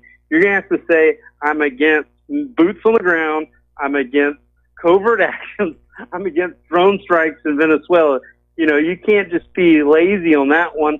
I know that he refused, under the pressure of Wolf Blitzer, why won't you call Maduro a dictator? That's the sort of questions was asked. I mean, it was just one sentence, coming from some sort of CNN hack. He's supposed to be prime time. Why won't you support a dictator? And then, of course, Bernie tried to turn around and talked about free elections as if Venezuela has a free election system just like they got in Saudi Arabia. I mean, what type of answer is that, Bernie? It's not like Saudi Arabia. There's free elections inside of Venezuela. Well, again, going back to former President Jimmy Carter, he's been down there, and he says Venezuela actually does have a very open, transparent, and verifiable election system. It's one of the best in the world, as opposed to the United States, which has one of the worst election systems in the world. Yeah, absolutely. It's just a psyop. It's all PC campaign. We're better than you. We're the rightful owners of this world. our dominance should be in every single country. We are a wartime economy, and it's absolutely appalling that people are going to go along with the psyops or really don't even care. I mean, people have the same understanding of what's going on in the world as the same people presenting the information to us, and they all have mass comm degrees. Can I ask you a question real quick before I go, Michael? Sure. You heard that speech that Omar gave when she was interviewing Abrams. Did you notice that she kept calling him Mr. Adams? Like not pronouncing his name, and she pronounced Iran-Contra Iran-Chokoche? I missed As that. if she was reading from a script. You know, like, I wonder if she doesn't even know what Iran-Contras was or really who Elliot Abrams was. And there's just, like, so much emphasis on her for calling out this war criminal. Well, Maybe you know, she given put how up to young it. she is, you know, it's entirely possible that she doesn't know what Iran-Contra was, and she hasn't done her homework on it. I mean, you know, how old was she in the 1980s? Right. She was just 4 years older than me. You know, she's very young. She's a very young woman, and she's probably just a prop to put into place to take distraction off of the DNC. You know, I definitely think that's the case. Okay, well, thank you for the phone call, and we're going to let you go and switch over to Art off the grid. Aloha, Art. Welcome to the show. What's on your mind? Hey, Mike, I'm kind of curious. You know, I'm the kind of guy that believes that numbers don't lie. And several days ago, and I'm hoping you can help me make sense of this. Several days ago, I'm listening, I guess probably about maybe, I don't know, 5 days ago, 4 or 5 days ago, I'm listening to Trump talking about how unemployment is down to 3-point-something%. And I'm thinking, wow, it's a record. And then he follows that up with, that's why we have to bring in, because, you know, what got me thinking was what you guys were talking earlier about Trump living on his promises, you know, and he's like, so we have to bring in these people from, you know, these migrants to take up these jobs that we just can't fill because we don't have enough people because our unemployment is so low. And I'm thinking, wait a minute. If unemployment is 3-point-something, first of all, that's a record to my knowledge. I'm 56, and I don't recall unemployment ever being that low since I've been aware politically. Maybe when I was younger, and you know, I was thinking more about comic books and, you know, Matchbox cars. But I'm thinking, okay, if unemployment is down to 3-point-something%, to the point where we have to bring these migrants in to work the jobs, explain to me why JCPenney is closing another 24 stores, why Gap is closing another 230 stores, why Payless Shoe Source is closing another 2,100 stores, why U.S. exports declined by $4 billion. Art, okay, need to put you on hold. Don't hang up. We're going to come right back to you after these words from our sponsors. Aloha, America. Welcome back to our show here, and we're talking with Art off the grid. And Art, first of all, we know that the unemployment numbers are a complete joke. Yeah. Even CNN reported on the nearly 100 million Americans who have been out of work for months, if not years. The problem is either Trump is BSing us all, or he doesn't know, and that's even more dangerous. For him to be the president and not understand that the numbers he's being handed by the Bureau of Labor Statistics are inaccurate. And that's leading him to make a bad decision, which is to open the door to more legal immigration. And I don't have a problem with legal immigration, but not at a time when so many Americans are out of work. Right. Well, you know, I'm like I was saying, you know, I'm looking at the numbers and I'm thinking, you know, and that's just a few examples of a list of I've got a list of 18 things here that just seriously contradict everything that's being said by the Trump administration. And none of this sounds like a thriving, booming economy to me. No. So, you know, in this being the case, I don't know, man. I mean, I want somebody to explain to me how these numbers match what's being said, because they don't. I'm a big fan of numbers. I love numbers because they don't lie, and nothing makes any sense. And so, I tend to agree with the what seems to be the popular consensus that, especially talking to people around here who actually voted for Trump and were like, rah, rah, rah, make America great again. We're number one. And now they're telling me, screw that. I'll vote for any Republican that does not have the name Trump. And yeah, if they can't I'm hearing that a lot myself as well. And it may have to do with Trump's ego, which we know he has a great amount of. He just may not want to get the blame for the declining economy, but we're heading into a recession, and it's probably going to hit really hard before his end of term in office, and the Democrats are going to blame him for it. They're going to say, well, Obama left the economy in great shape, and Trump just ruined it with all his tariffs and anything.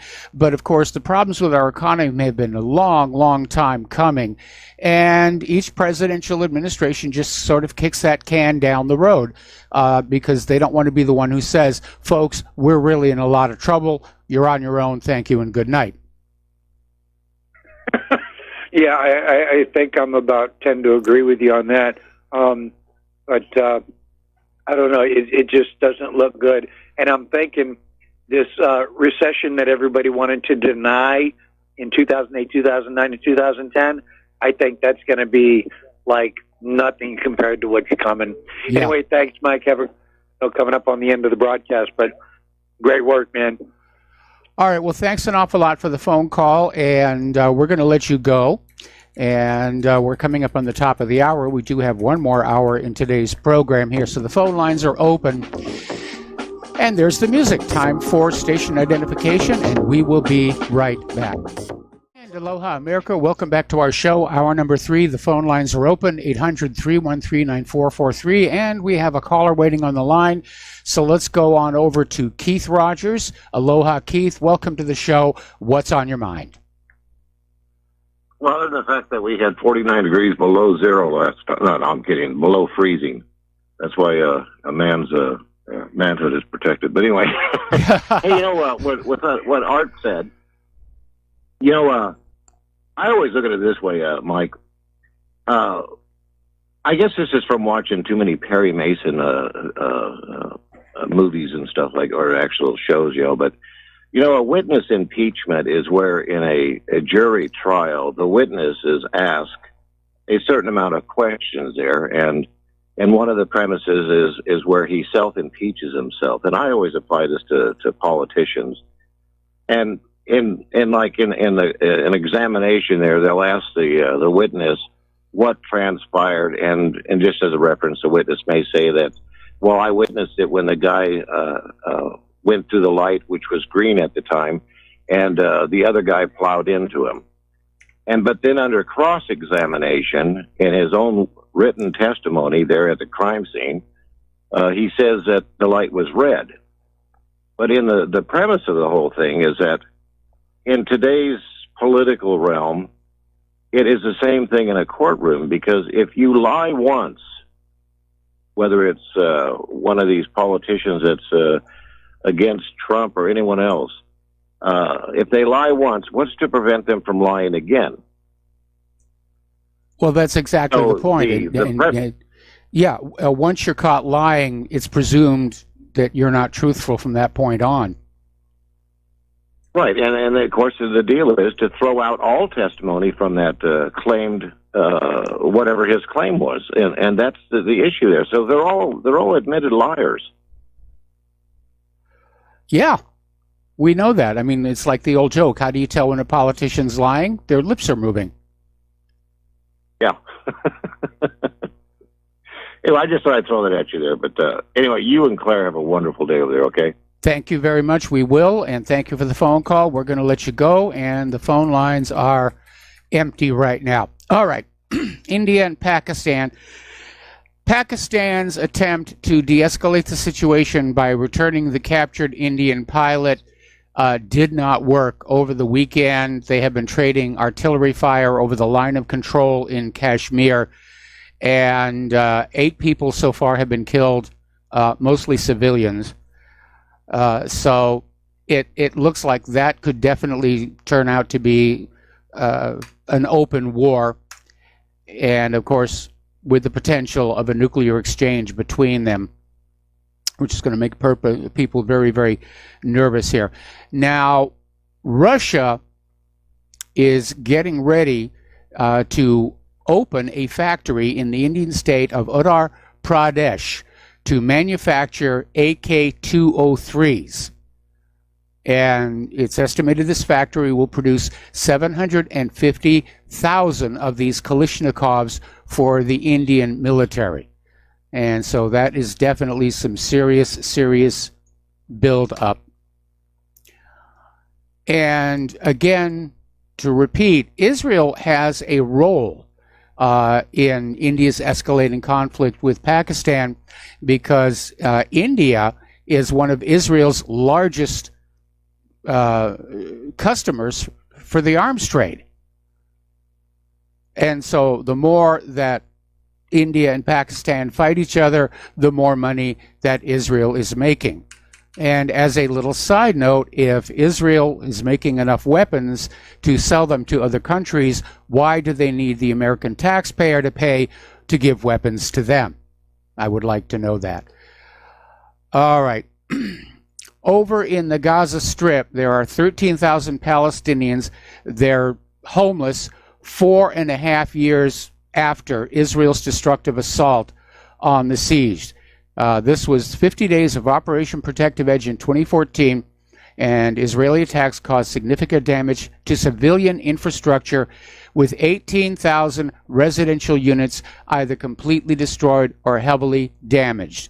And more than 100,000 Palestinians were left homeless, or 17,000 families. And many of them still are, because Israel will not allow the supplies across the border to rebuild those residential units.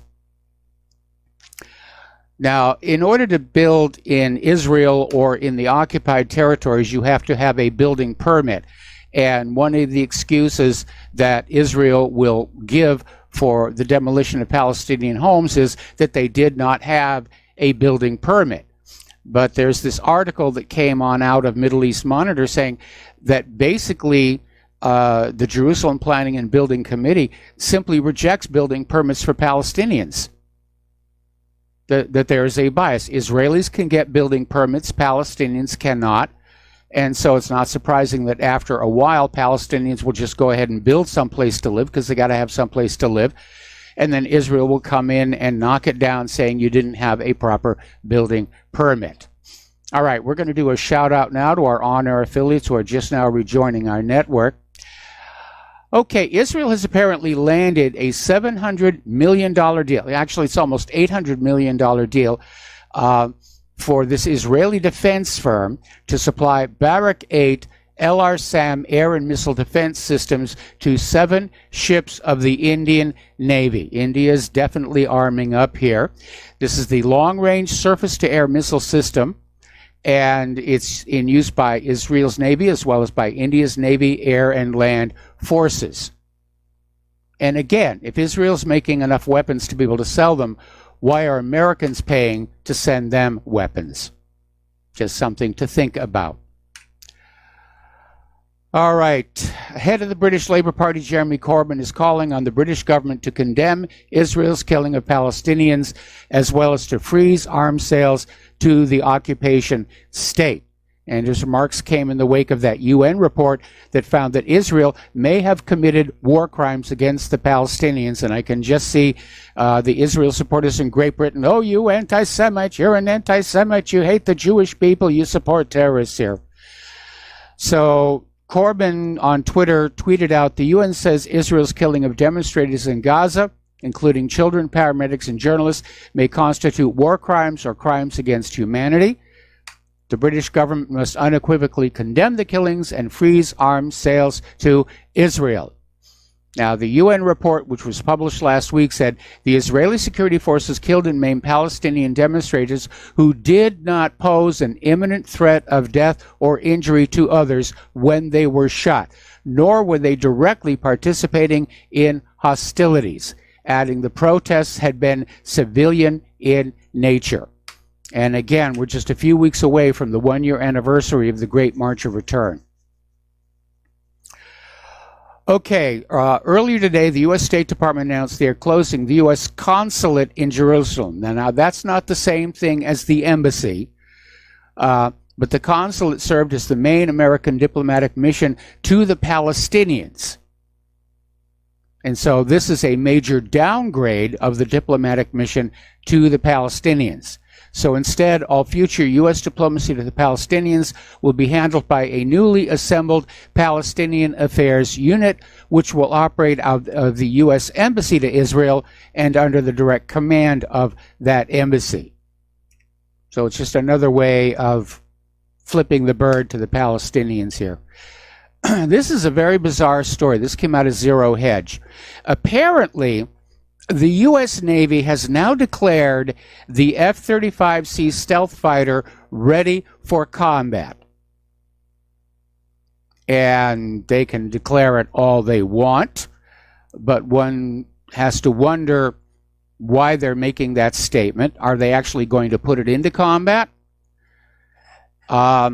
But they're basically saying that their fleet of Lockheed Martin F-35C stealth fighter jets are operationally ready for war. They have passed all the tests to be flown on combat missions.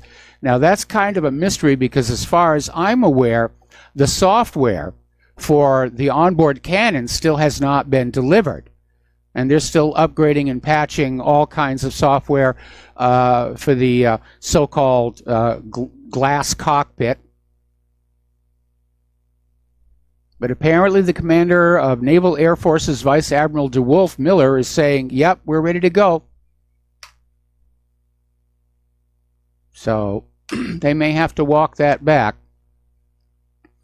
Turning to the domestic politics, apparently the House Intel witness Felix Sater was part of Loretta Lynch's secret docket. And House Intelligence Committee Chair Schiff intends to rely on testimony from former felon and Russian mobster Felix Sater during the committee's investigation into President Trump's finances and connection to Russia. They're just piling on the investigations, trying to find something. And apparently this guy just ripped off a huge amount of money and evaded prosecution under then Attorney General Loretta Lynch. So they've got him here. Story out of Bloomberg. Robert Mueller's final report will ignite an epic war over disclosure. Now, sometime, presumably this week, Robert Mueller is going to close up his shop and submit his final report, and that is going to set off a major chain of events. And there's going to be this struggle in Congress, on cable TV and social media, and maybe even in the courts, how much of this report must be disclosed. Now, right now, it's going to be a secret report to Attorney General William Barr. Now, of course, if they don't release it, the Democrats are going to be able to say, well, you know, we have heard from a reliable source that the report implicates Donald Trump, that there was collusion. So I think they ought to release the whole thing myself. Of course, if they do, it is likely to be an embarrassment for the Democrats and for Robert Mueller, because it's going to say, we didn't find anything. And we've already had people who've come on out saying, it's going to be anticlimactic. There's really nothing there. There's a lot of rumor and innuendo. And Warner's already out there saying, well, you know, there's plenty of evidence of Russian collusion. So they're already trying to pre-spin that whole situation. The Trump administration has given its approval for lawsuits against Cuba for property seized during the Cuban Revolution. And they're going to allow lawsuits to be brought against Cuban companies and individuals by people whose property was seized by the communist government during and after Castro's revolution in the late 1950s. And this is the latest move by the United States to punish Cuba and encourage democracy in the communist nation. And the State Department announced it would suspend for 30 days part of the 1996 Libertad Act, also known as the Helms-Burton Act, and allow some lawsuits to be brought against companies using properties confiscated by the Cuban government. Now, I wish this would also apply to Palestine for all of the lands that were stolen during the creation of the State of Israel. Finally, looking at Korea, people are wondering why the Hanoi summit failed. Some are saying it was just, the U.S. wasn't giving enough. North Korea isn't willing to get rid of the rest of their nuclear weapons. Some are even saying Trump basically dumped the whole summit deliberately to please the war hawks. But there was an agreement that was ready for signature that would have allowed American inspectors to oversee and verify the dismantling of the Yongbyon plutonium facility that originally launched North Korea's nuclear program. And they were talking about a joint declaration to end the Korean War. And apparently Kim Jong-un was okay with both of these, as well as exchanging liaisons, diplomatic staff between the two countries. But it just fell apart at the last end.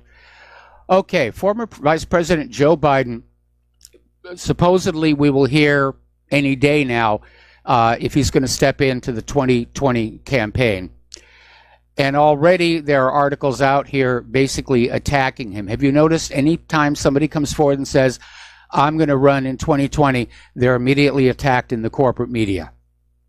I'm smelling a pattern here, that they're already trying to clear out the Democratic nomination for her Hillary-ness. But anyway, this article, which came out of the Political Insider, is focusing on Joe Biden's history of racially charged remarks. And they go back to like 1975, where Biden says desegregation codifies the concept that a black is inferior to a white. Well, I don't think that's necessarily racist.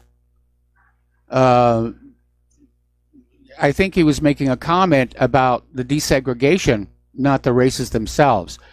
Apparently, Biden at one point expressed a separate but equal view toward racial desegregation efforts in schools during this 1975 interview with U.S. News and World Report.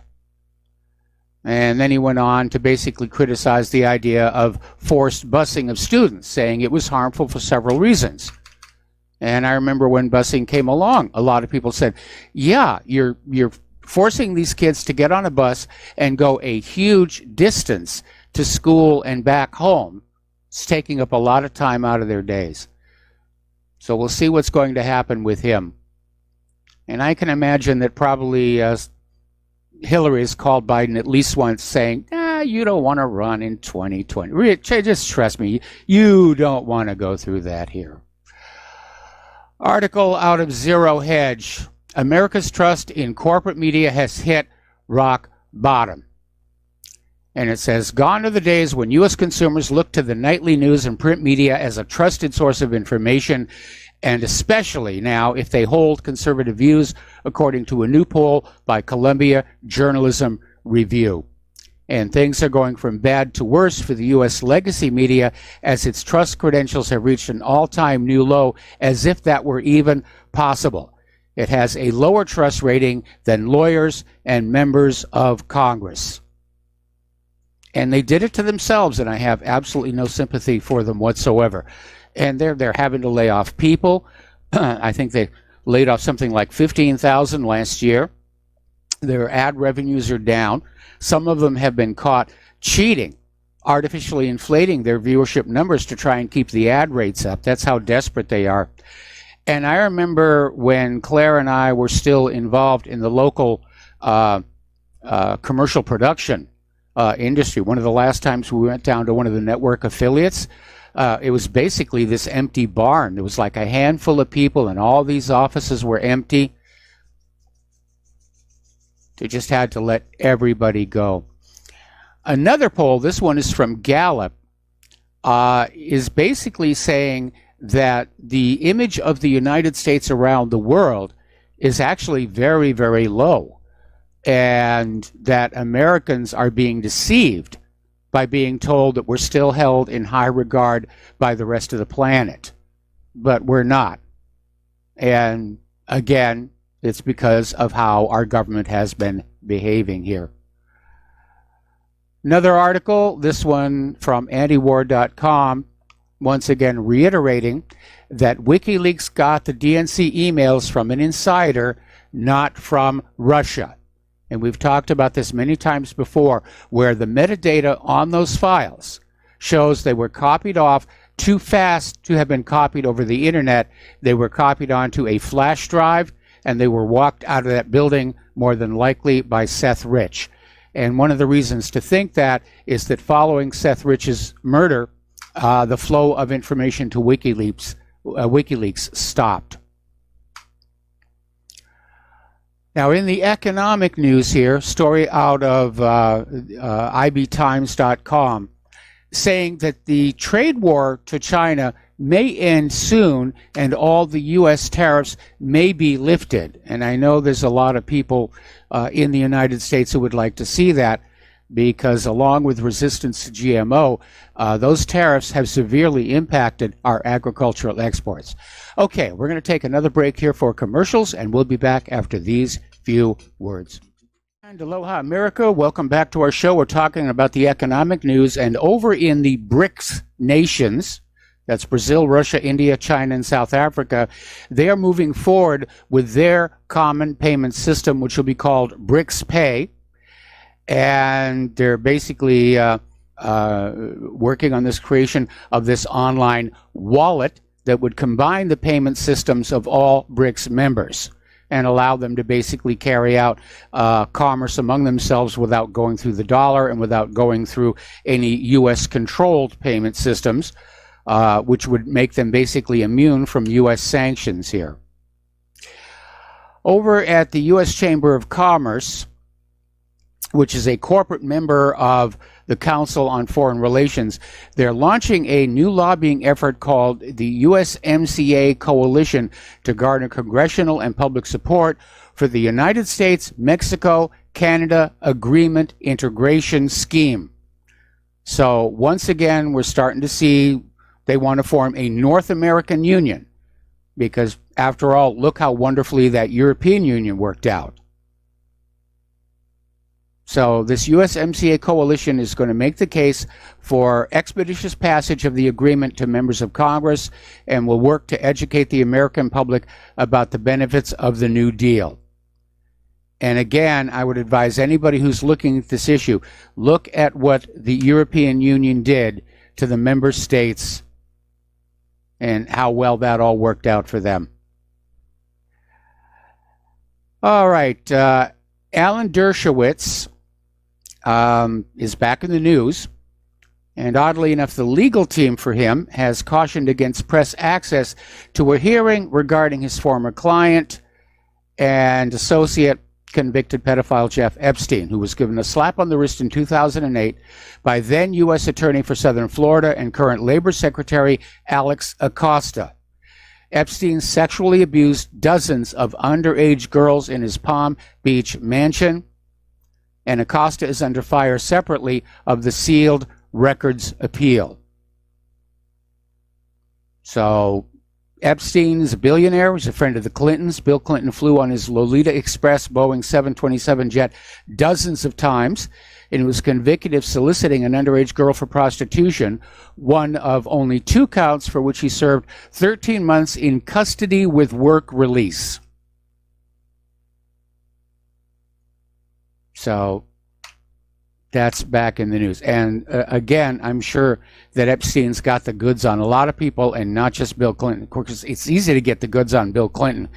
Anything with a skirt, he's going to grab.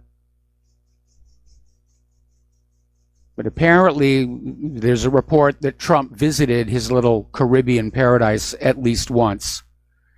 So we may have Trump by the short and curlies as well. Ilhan Omar is responding to criticism about her comments about AIPAC and her comments about the behavior of the government of Israel. And her fellow members of Congress are saying, you should be nice, you should be gentle. And she's come on back saying, I should not be expected to have allegiance to Israel. And no, she shouldn't. Those members of Congress are supposed to be loyal to we, the people of the United States of America.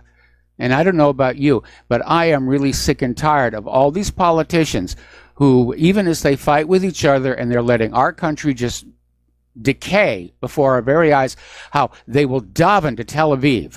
They'll just bow and scrape, and whatever Netanyahu wants, Netanyahu gets.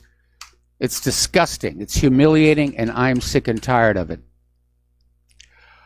Over in Finland, apparently there is a new vigilante group that has formed in response to the epidemic of rapes and child sexual abuse from the migrants coming on in. They call themselves the Soldiers of Odin, and they released a video saying, we are now on the hunt for rapists and pedophiles, and the video was subtitled both in English and in Arabic. Facebook and Vimeo keep deleting it. But in the video, they say the pedophile hunting season has been opened. So I guess over at Facebook, they like pedophiles. I think that's what's going on here. Over in Denmark, 1 out of every 5 migrants say that the rape is the woman's fault because those Danish women dress so provocatively. And you know, migrant men just can't be, you know, blamed for not being able to restrain themselves when they see these women looking like that. It's all their fault. I thought we'd gotten past that whole blame the victim situation. Over in Russia, the government is getting ready to launch a plan that will pay $14,000 in cash to families who have 3 or more children. And they're doing it because they want to keep Russia Russian. They don't want it to be overrun by migrants who will replace their culture. And Putin thinks this is a very important policy. All right, we're going to take another break here for commercials, and we'll be back after these few words. And aloha, America. Welcome back to our show here. We're going to go to the phones to John in British Columbia. Aloha, John. Welcome to the show. What's on your mind?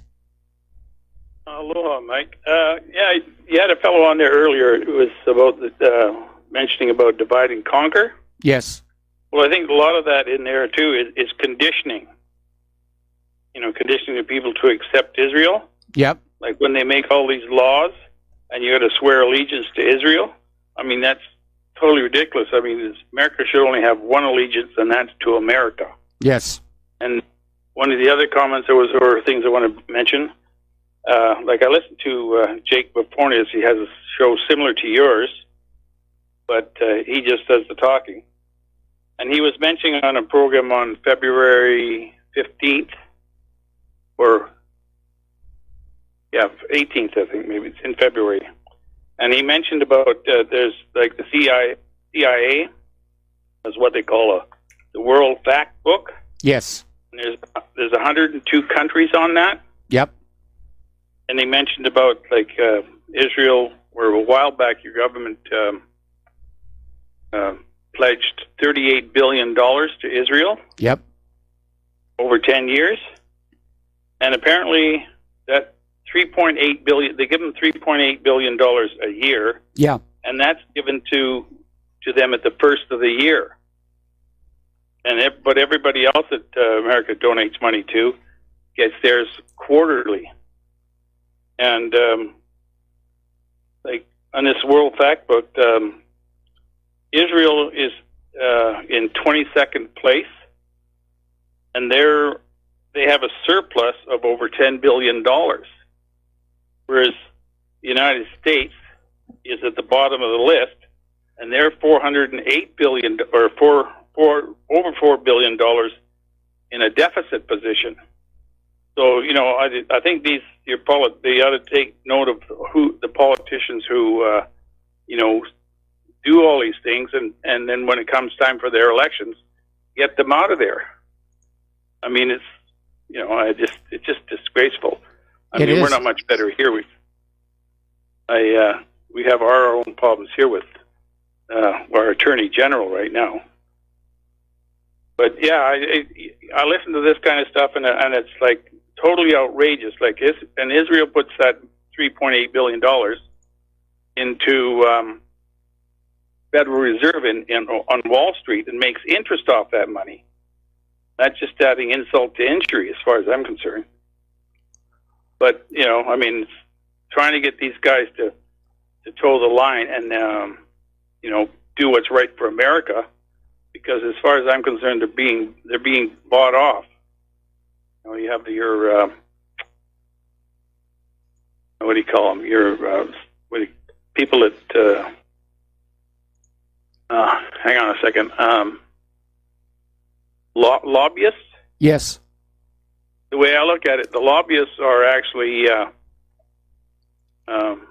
bribing the government to get what they want. I mean, if you were to go and got pulled over for speeding and offered a cop $100 to get rid of the ticket, they put you in jail for bribery. Yes. And the way I look at it is this lobbyist thing, it's all bribery.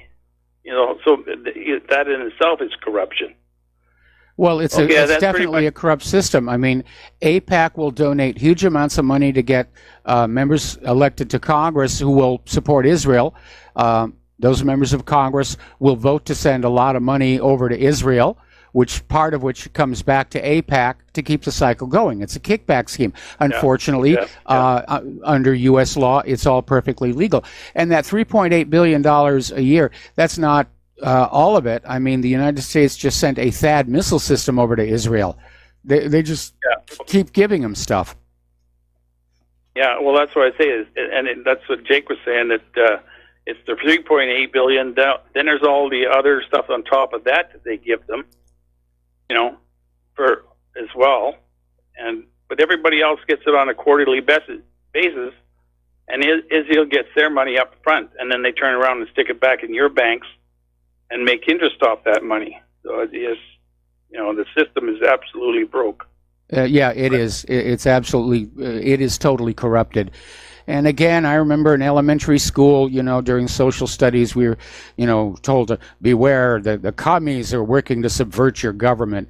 And it turned out that our government was being subverted. We were just looking in the wrong direction. Yeah, yeah. Well, a diversion? Well, I look at it this way, that any kind of a government is a good government so long as the people that are in charge are honest. Yes. The biggest problem is we don't have honest politicians. And it doesn't matter what country you go to, they're all in it for whatever they can get out of it. Well, that's the curse of political power. It attracts the very sort of people who should not be allowed to have it. You know, people who'd be good in government generally don't want to put up with all the headaches, you know, to deal with the machinery of government and try and get anything done. The only ones who do are the ones who are saying, boy, just one term in Congress and I'll be set for life. Yeah. Well, that's about the size of it. And then they don't have to be in there that long and they get their pensions for their lifetime. Well, they get a pension for their lifetime. It's a sliding scale. The longer you're in Congress, the more the pension is. Anyway, John, we're going to let you go. We're going to take another phone call from James in Ohio. Aloha, James. Welcome to the show. What's on your mind? Hi. I sent you a link to a video earlier today concerning Trump's executive order that's supposed to be upcoming with regard to free speech on college campuses and his administration's policy as far as equating speech that's critical of Israeli government policy with anti-Semitism and seeking to criminalize it. It's very, very important. Second of all, the thing in Venezuela people are so anxious to define it in terms of two sides, black or white. But the way I see it is that it's like net neutrality. It's damned if you do, damned if you don't. Do you want the government or corporations determining what you can say online? Number three, I had an idea as far as since I've been a victim of identity theft. Now when I have to enter my credit card number anywhere, I will make liberal use of letters and special characters, and then use the mouse and the cursor and the backspace key to delete them. And perhaps somebody like you, unlike fired journalists, you don't need to learn to code. You could make a software that would do this in a pseudo-random manner, and therefore when you, like if hackers were using a serial keylogger or whatever to get your credit card number, special characters and the wrong numbers, and then delete them, and therefore confuse the hackers. It may work, it may not, I don't know, but that's all I had for you. Okay, well, the problem is that keyloggers are a problem, but they're not the only one. And once your credit card number goes out over the web, supposedly it's encrypted by the browsers, but that encryption is not terribly strong because the U.S. government will not allow us ordinary people to have strong encryption. Mm-hmm. Well, it's measures and countermeasures, but that could be a possible countermeasure. So, what do you think about the Venezuela? And did you happen to see that video I sent you the link to? It was with regard to the Trump administration is equating like BDS with anti-Semitism, and any criticism of Israeli policies with Nazi-like like the Daily Stormer or something, the Volkisch or Beobachter type speech. Well, again, this is an attack on our First Amendment right to freedom of expression, which gives us the right to criticize government, any government. And I'm glad that there are some companies now that are going to court to start the legal process. And this is going to go all the way to the Supreme Court. And I can't imagine, especially a conservative Supreme Court, ruling for an Israel exception to the First Amendment right to freedom of speech, because that would be a dangerous precedent. Then they'll carve out a vaccine exemption to freedom of speech. Then there'll be a GMO exemption, and they'll just chip away at our First Amendment right, which we won't have freedom of speech. We'll have permitted speech. But I absolutely reject the idea that criticism of the actions of the government of Israel represents anti-Semitism. That's like saying that the only reason people complain about the Nazis is they hate Germans. Right. All right. Thank you, and keep up the good work. I'm going to be late with my donation this month, but I will give it to you. Thank you. Well, thank you very much.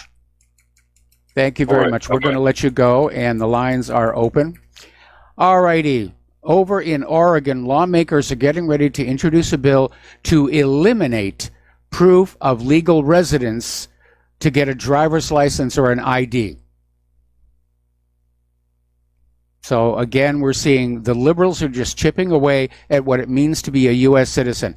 They're just flooding this country with illegal immigrants, and they don't want any means of identifying them as illegals so that they can vote. And they're going to use those illegal immigrants to vote Democratic. And Trump, if he does not get a handle on this, if he does not get a national voter ID law, then he's a one-term president. That's it. And if the rumors are true and Hillary is stepping back on in, she's going to do everything that she did in 2016 to steal that White House, only twice as hard. And that's why we have this flood of illegal immigrants coming into this country right now. And every time you say this is a problem, oh, you're being a racist, you're being insensitive, you just don't care about those people. Well, I care about Americans first and foremost. I'm sorry. And by the way, illegal isn't a race. All righty. Over in Great Britain, they're starting to talk with the United States about a post-Brexit trade deal. The U.S. wants greater access to the food markets for products from the United States that were banned under European Union rules, like chlorinated chicken or hormone-fed beef. And the U.S. is laying out its aims for a trade deal to cut tariff and non-tariff barriers for U.S. industrial and agricultural foods and reduce regulatory differences. So they're already getting ready to flood Great Britain with chlorinated chicken here. Over in Sweden, at the city of Gavle, they had this digital advertising board that represented a welcome sign. And one of the images that cycled through there was a woman in a hijab, which so angered the locals that they basically shot up the digital advertising board. So again, look at what's going on over in the European Union before you start thinking about supporting the North American Union here. Apparently over in Spain, Palma, in Mallorca, there's been another immigrant arrested for sexual assault. The young man of Moroccan origin apparently just ran into the room totally naked, grabbed a 24-year-old social worker, pushed her into a bathroom, and tried to assault her, but she managed to escape from the attacker. Hungary is still in the news. They're taking a strong stand for nationalism, and Hungary's foreign affairs minister has warned that Europe will be weakened if it abandons families in favor of mass migration. Europe will be strong if it becomes a Europe of families, because if the Europe of migrants is realized here, then it will be weak. This was Minister of Foreign Affairs and Trade Peter, I can't even pronounce this, Szijjártó, said during a conference in Budapest on Thursday. So there is definitely a pushback against this globalism things. The EU Commission is striking back at the Hungarian information campaign against Juncker and Soros. Hungary is out there basically saying that Soros is trying to flood the EU with migrants. And the EU Commission is out there saying, oh, no, there's nothing to worry about. There's, really, Hungary's just they're being picky. What can I tell you here? All right. Over in Great Britain, there was this British Jewish organization critical of Israel. They have been forced to cancel the screening of a controversial documentary in the House of Commons. And the film explores the background to the allegations of some of the criticism. And Labour MP Chris Williamson booked a room in Parliament to screen the film about the suspended Jewish Labour activist Jackie Walker. And the screening was organized by Jewish Voice for Labour. And so local Israel supporters said, oh, no, you can't do that. You can't do that. And so the screening's been canceled. All right. Now, as you know, Democrats they're all gung-ho on gun control. And they're behind this idea of universal background checks, except when it comes to illegal immigrants. So the Democrats are pushing through legislation for universal background checks on all firearms purchases, including private sales, but they objected to a Republican amendment that would make these same background checks alert federal authorities when an illegal immigrant tried to illegally purchase a firearm.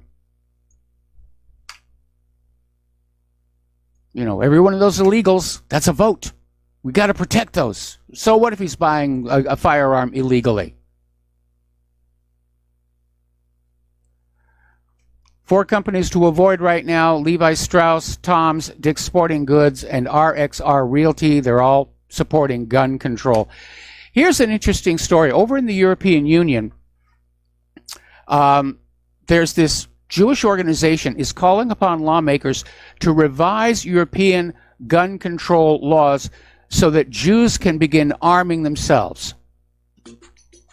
They literally want the laws where Europeans are not allowed to have guns unless they're Jewish.